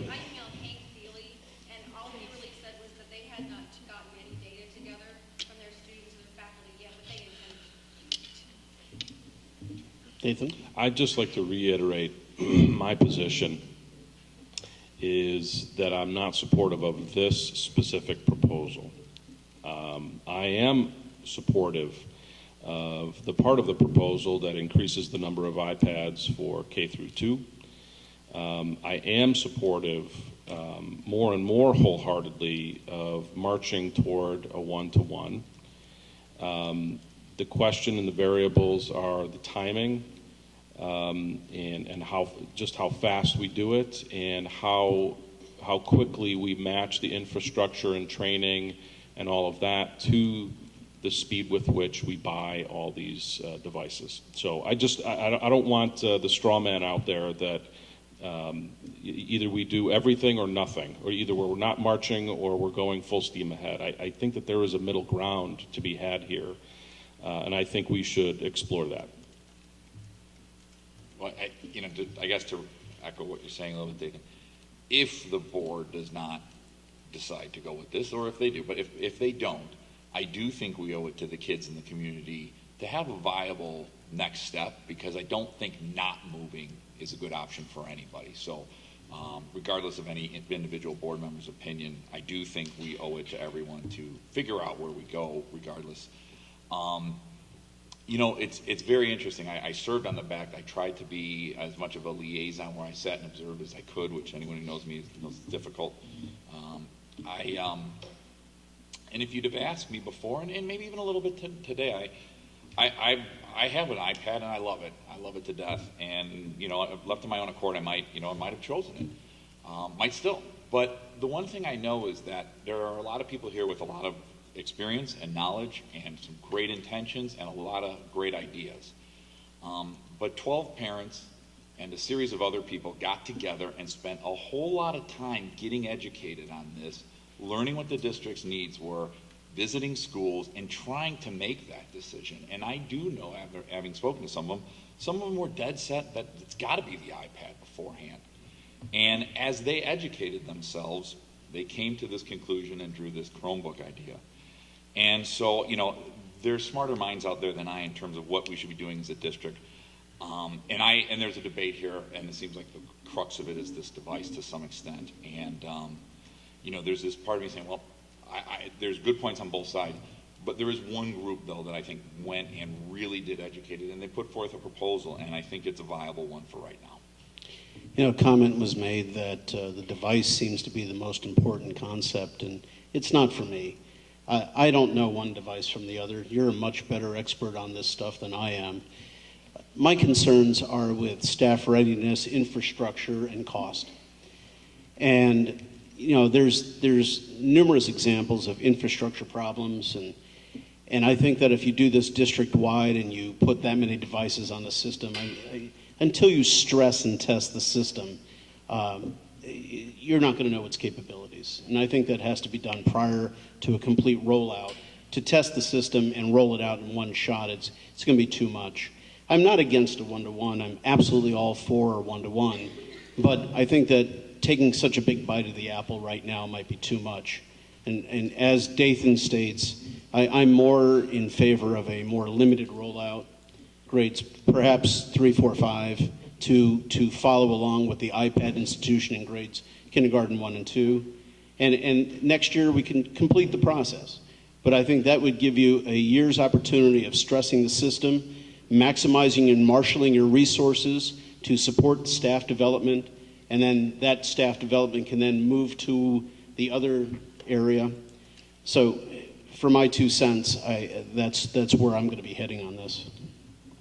For what it's worth, having listened to all the public comments and listened to particularly the concerns about the speed of implementation, those are legitimate concerns. But I think for myself, as I think about implementation, my guess is the first year of implementing this is going to be a little more ragged than we would like it to be, regardless of when we do it. And so I don't expect a particularly flawless implementation. But I don't really see that as a barrier to moving forward. I get the impression that a lot of these issues that we're going to face are going to be issues that we'll have to face in order to figure out what the solutions to them are, and that if we wait for solutions to them first, we'll never move forward. The other thing that's worth thinking about, just from purely a board perspective, as we think about whether to execute a one-to-one approach now or wait a year, is that we will have at least some turnover in the board between now and this time next year. And depending on when during the school year we have a vote next year, we could have as much as a majority of the board different sitting at this table a year from now as we do tonight, or maybe a year and 2 weeks from now as we do tonight. Depending on who runs again, depending on who wins if they run again. So there's a lot of momentum that we could lose on this. So for me, the recommendation's not perfect. But I'm not sure we're ever going to get to be perfect. So, at least for me, I'd like to start with moving the motion that we have in front of us and see whether we have support for that motion. If it turns out we don't, we can look at some plans B, but I'd kind of like to start there. So, John, I can appreciate that. If we were to do that, I would vote no, but I'm kind of in the same boat as Tony and Dathan in the sense that I want us to keep moving forward. I don't know that we got to move the whole thing forward, but I'd like us, if we do take this to a vote, when I feel more comfortable with the people we've got in place and they're bought into it and they're more familiar with their roles, that we know more that day than we know more than today. So if that's a matter of buying more of the Chromebooks so that we've got another data point to look at, or buying more of the iPad so we have another data point, or doing both, I want to do something so that we have more information than when we're going to vote for the big chunk than we do today. Those are my thoughts. Anybody else? And if not, I think we are getting to the point where we'll have a motion. I think I volunteered. So. I move that the Board of Education of Community Consolidated School District 64, Park Ridge-Niles, Illinois, approve the 21st Century Learning Plan, including iPads for K through 2, one-to-one Chromebooks for grades 3 through 8 using the shared funding scenario, and technology support, specifically 1.0 12-month FTE district technologist. Second. And prior to having a vote, I would like to raise another motion. And I think this is how you do it at the end of the motion. You raise a motion to amend the motion. Yeah, To you amend can the certainly motion. move to amend the motion. Yes, I'd like to amend the motion. And to amend it, I'd like basically the Board of Education Consolidated School District 64 approved 21st Century Learning Plan, including iPads for K2, one-to-one Chromebooks for grades. It's either 3 to 5 or 6 to 8, using the shared funding scenario and technology support of the district technologist. So in other words, instead of the whole rollout, it'll be either 3, 4, and 5 or 6, 7, 8, a split rollout. And Tony, just as a point of clarification, when you say either, do you intend to leave it to the administration to choose, or do you want to choose one for purposes of the motion? Well, my recommendation would be 3 to 5, but I would leave that to administration. Okay. And that still includes the shared funding scenario either way. Well, if it's 3 to 5, if the administration chooses 3 to 5, the district will pay for that. Shouldn't we have voted on the first one to see if we had support? Well, you can move to amend, in which case we vote on the amendment first. And if the amendment fails, then we're back to the original. And then you go back to the original. And Tony, does your amendment specify Chromebooks for that group, or do you leave that up to the administration as well? Leave that up to the administration. Well, the motion is for Chromebooks. The motion Right, is for his Chromebooks. amended motion would Tony's be amendment can be for whatever he increasing the wants it to be. iPads for K through 2, one-to-one for grades 3 through 5, with the administration choosing whether to use Chromebooks or iPad for that. Is that correct? And the administration choosing whether they want 6 to 8 or 3 to 5. Okay. I just want to make sure I understand what you're saying. Right. So I guess the So- motion's on the table and you're looking for a second? I We'll will need a second second. that motion. Okay. I would.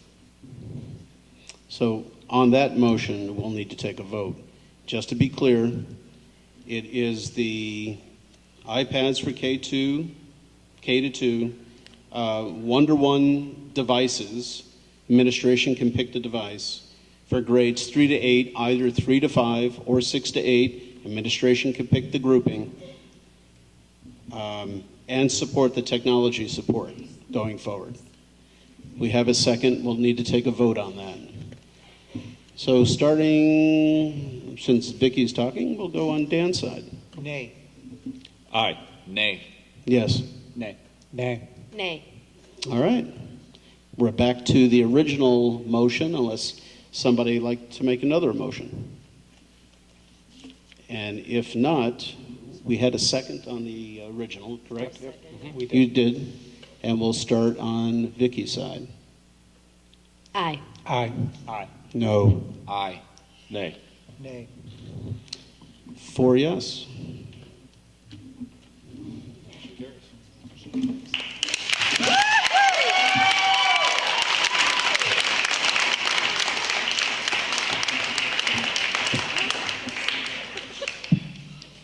Okay, Dr. Bender?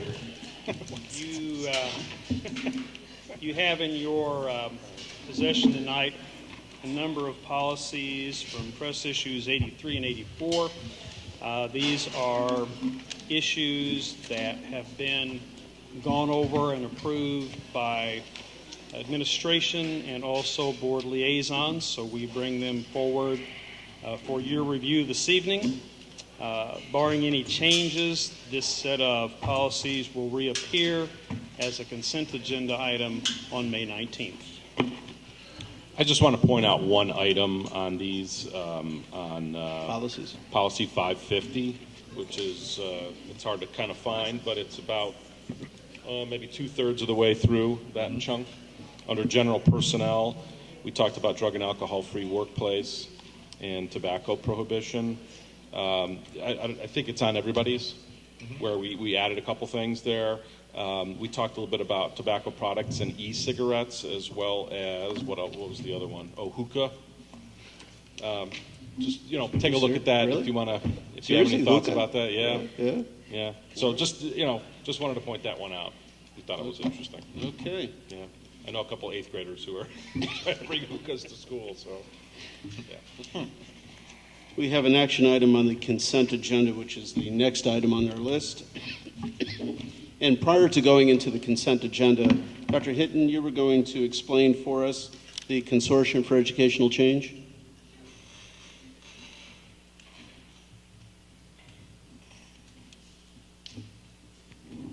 So the Consortium for Educational Change is an organization that actually partners with school districts. And one of the things that makes that organization unique is the work that they do not only with school administrators, but also with association members. So they sort of pride themselves on being an organization that provides really high quality professional development and consultative services around sort of changes, I guess, that are happening in education. One of the things that the Consortium for Educational Change has really facilitated well for us this year is our move toward formative assessment and toward supporting teachers with developing the strategies to really implement differentiation very well. Another aspect that the consortium works with is bringing together representatives from the IEA as well as from the CEC itself to facilitate conversations around the development of an evaluation tool. As you know, with the changes in legislation, we're looking to collaborate with PREA to design a new evaluation tool or possibly refine our current evaluation tool. And we're also looking to begin to integrate some of the expectations around student growth measures in the future. And so the Consortium for Educational Change has worked with school districts across the North Shore, across our area, and we would like to join them. And in doing that, we'll get a discount on all future consultative services, and they'll also begin the process of facilitating our conversation around our evaluation tool. And we actually split the membership cost with our association, so with PREA. Lori, why haven't we used these folks before? You know, we have used them in the past, and my understanding is that just over the past maybe 3 years, our membership sort of fell by the wayside. When I came on board 2 years ago, we began doing some work with them related to formative assessment, and now it's sort of time to reformalize our membership. So you got everything free out of them you can. Now, Right. now you got to pay. Got it. Right, they're not interested in carrying us anymore. Yeah. Okay, do we have thank you for the explanation. You have a motion? I move that the Board of Education of Community Consolidated School District 64, Park Ridge-Niles, Illinois, approve the consent agenda of April 28, 2014, which includes the personnel report, bills, payroll, and benefits, approval of financial update for the period ending March 31st, 2014, approval of application for membership in the Consortium for Educational Change, approval of board policy 7:100, acceptance of donation, and destruction of audio closed minutes. Second? Second. And we'll start on Dan's side. Aye. Aye. Aye. Yes. Aye. Aye. Aye. All righty. Approval of minutes. We've all read the minutes. Anybody find any typos or misstatements? And if not, I will take a motion to I move that the Board of Education of Community Consolidated School District 64, Park Ridge-Niles, Illinois, approve the minutes from the special board meetings on April 14 and March 18, 2014, regular board meeting on March 24, 2014, and the closed session on April 14, March 24, and March 18, 2014. Second. Okay, starting on Vicky's side. Aye. Aye. Aye. Yes. Aye. Aye. Aye. Board member liaison report. Dr. Bender? We have a couple of things. We have Sustainability Committee. Lori, did you want to say just a few words on, because you were on that last Sustainability Committee? Dathan, were you there? I was there. Okay. I was only a stand-in for her. Oh, okay. So she could take the. You want to just share a little bit about what the board? We're meeting next week, and we've identified, we sort of brainstormed. We took recommendations from different committee members, and we sort of brainstormed a vision and a mission for ourselves. And then we're meeting next week, and we're going to be breaking up into small subcommittees to look at different smaller initiatives that we might be able to sustain over the next year or so in District 64. So we're going to be looking at, for example, a waste-free lunch, the integration of some of the things that we've talked about into the curriculum. We're going to be looking at issues related to economic sustainability and some of the issues that we've talked about just related to more equity and sort of social justice issues. I think the nicest thing about the meeting, though, is that when we break into these subgroups, we're actually going to give reports of what are some things we can implement right away. Because we feel that we can do waste-free lunch right away. Like what I learned from the meeting is that I didn't realize in the junior high, we kind of lose all the momentum that we had in the grammar schools with waste-free lunch. And so we're going to try to get that momentum going. Okay. Vicki, since you're up, I'm going to let you were at the PTO president's meeting. If you want to just give a little quick update. Yeah, we met. We always review. They work out that we have our meetings that night, so we always talk about what the big issues are that we're going to cover, and it's a chance for us to meet with everybody. It wasn't the best attendance at that meeting. It was very light. Yeah. The next meeting, we're going to have the vice presidents there, so. You know, all the new people that come in next year on leadership, they will also accompany the leaders. So hopefully our May meeting, our final meeting, will be a pretty strong meeting. Thank you for that. Was there anybody on the board that got to the last ELF meeting? Basically, I can update you on that very quickly. They, on May 19th, will be discussing awards for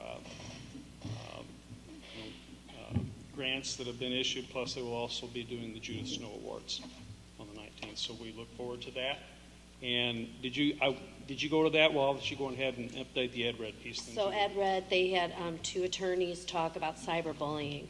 It was actually really interesting, and all the issues, and wasn't very well attended. We don't know if there was a Blackhawk game or something.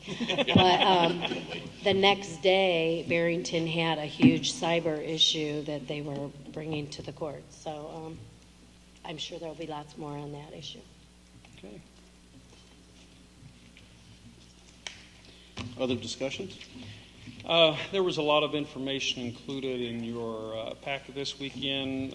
The proverbial follow-up on collection fees. We give that report to you at least once a month. You did have the ISBE certification for the fully recognized. Before we go forward, Becky, can you speak to the uncollected student fees? It seems like when we submitted them to the collection agency, we submitted $77,000, and in 2 months' time, through the collection agency, the numbers dropped by $4,000. Have you had any report from the collection agency as far as what they're doing? What kind of, have they been contacted by people? I do know that individual families have contacted the collection agency. Their process and what we talked about when we approved the collection company was after so many days, and I think it was 90, that they forwarded them to the credit bureau. And so we have now forwarded those on to the credit bureau for those unpaid fees. Yeah, that's what I was asking specifically. So the whatever number of families equate to the $73,000, right, those number of families haven't gone to the credit bureau. Correct. Okay. And the dollar amount, let's say somebody's on a payment plan. This would include whatever balance is left on a payment plan. Is that correct? The people who have who elected a payment plan because of need and have paid on a timely basis, those names were not forwarded to the collection agency because they were making good faith efforts to make sure that that was paid by the end of the year. But what I'm getting at is people on that plan who've been making those payments, are there outstanding balances included on this report? Yes, they would be. Yeah, because it's an outstanding balance. Right. Okay. Okay. Thanks. Just to kind of continue on, the health insurance renewal, of course, for the next school year is also in there, along with some follow-up on the electronic board packet that was discussed at length during the last board meeting. Based on feedback that we felt from the board, we wanted to give you a follow-up, but we felt like there was enough on the plate, obviously, tonight to not really go into that in detail. So we'll bring that back a little bit later. Scott? Quick question on the insurance. Oh. Is that new number, because I know it's less than forecasted in some Right. respects, is that in this budget that you received? Yes, it is. Okay. Is it also in the financial projection I saw in this? You know how in the beginning you give us that sort of dashboard report? No, that It's dashboard not in report that. has not been updated, and it won't be updated until we adopt the budget in its final form. Okay, that's what I want to know. Thanks. I have one other question on the additional stuff, but You go right ahead, You 'cause sure? that's really all I needed to really elaborate on. So and I don't know that anyone else cares, but I looked at the board meeting agenda for 14 and 15, and we're at Jefferson like all the time. And I thought we wanted to kind of move around, like continuously move. Was there a reason? I mean, I don't know if it may be easier to set up there, or, it's cheaper to do it there. I looked at it, and it's like Jefferson's like every other one. And I know, I thought our goal was to get out to all the schools and equally balanced. Yeah, I had no input into that, so that would be a good observation and a good question, actually. Yeah, if it's easier for the administration or cheaper or something, I'll hear that argument. I just was curious. Scott Mack will come up and talk, but one of the difficulties we're finding with the Beyond the Bell program in every school, we're missing the ability to have board meetings in gymnasiums or other locales. But I will let Scott speak to that. I think that you have summed that up very nicely. Yeah, with the Beyond the Bell, all of the gyms will be used until at least 6 o'clock in the evening, and it will be virtually impossible to get set up for a board meeting based upon that time. Dr. Burley, you have asked me to look at some other options as far as where we could hold a board meeting from. I did. We did discuss that at Team, and Jefferson seems to be the best place for us to do that. I am still looking at other options, and I will bring some of those forward. I think we have a good option that will require some remodeling, but it is there, and we'll take a little closer look at that and report that back to you very shortly. The only concern I have with that is that I know there have been some comments in the community about having too many meetings at Field because it's on one side of town and kind of denigrates the other side of town to a degree. A more centralized location would kind of be a little happier to everybody. Do we utilize, or I know we have a sharing agreement with the Park District. Is there any way to utilize a Park District facility? And specifically, I'm thinking of the Sibley site. I have not asked them. I will certainly do that. That is not something that did cross my mind, but I certainly can ask them if that's a possibility. I do not know what their schedule is. I know that they have activities in the evening. Yeah, I know. I don't know what it would be. I will certainly ask that question. I've been there many nights to attend other meetings, and half the facility is empty. Great, good to know. I mean, just one board member's opinion, but it would seem a little bit strange to be going to the Park District for our board meetings, but it's just my thought. And I live next to the president of the Park District, so I'm happy to ask him, but it would seem like it'd be a bit strange to me. Well, I can ask and find out what the schedule is for sure. Is there a hesitation with the ESC and ADA issue? Is that what it is? It is correct. Yeah, for what it's worth, my gut is I'd prefer not to go to a Park District facility, but, that's just a gut reaction on 5 seconds worth of thought. I will continue to search. No, if it was the only one that worked, I don't want to cause problems. I was just curious. I never really considered that issue. In Jefferson, I don't know that I've been to a board meeting at Jefferson. Yes. There's a gym there? Oh, yeah, we use the gym. That's right. Yeah, it was a January board meeting. It's sufficiently cold enough that... Yes. We can cut our meetings extremely short because we can Right. drop that temperature way down. But no, that we can. It is air conditioned and it is heated, so we can. If there's issues with it being cold, all we need to do is make an adjustment to fix that. But so I will continue to search. One other comment. Scott just brought up the dashboard, and one good comment I think I got it from Dathan is, I don't know if we could put on here every time we send out last time updated. Okay. So that we know what we're looking at, if it's 30 days old or 45 or less than that. I thought it was a great comment, so. Okay. Thanks. It was brilliant, though, Dave. You earned your pay Yeah. tonight. Every once in a while, I tell you.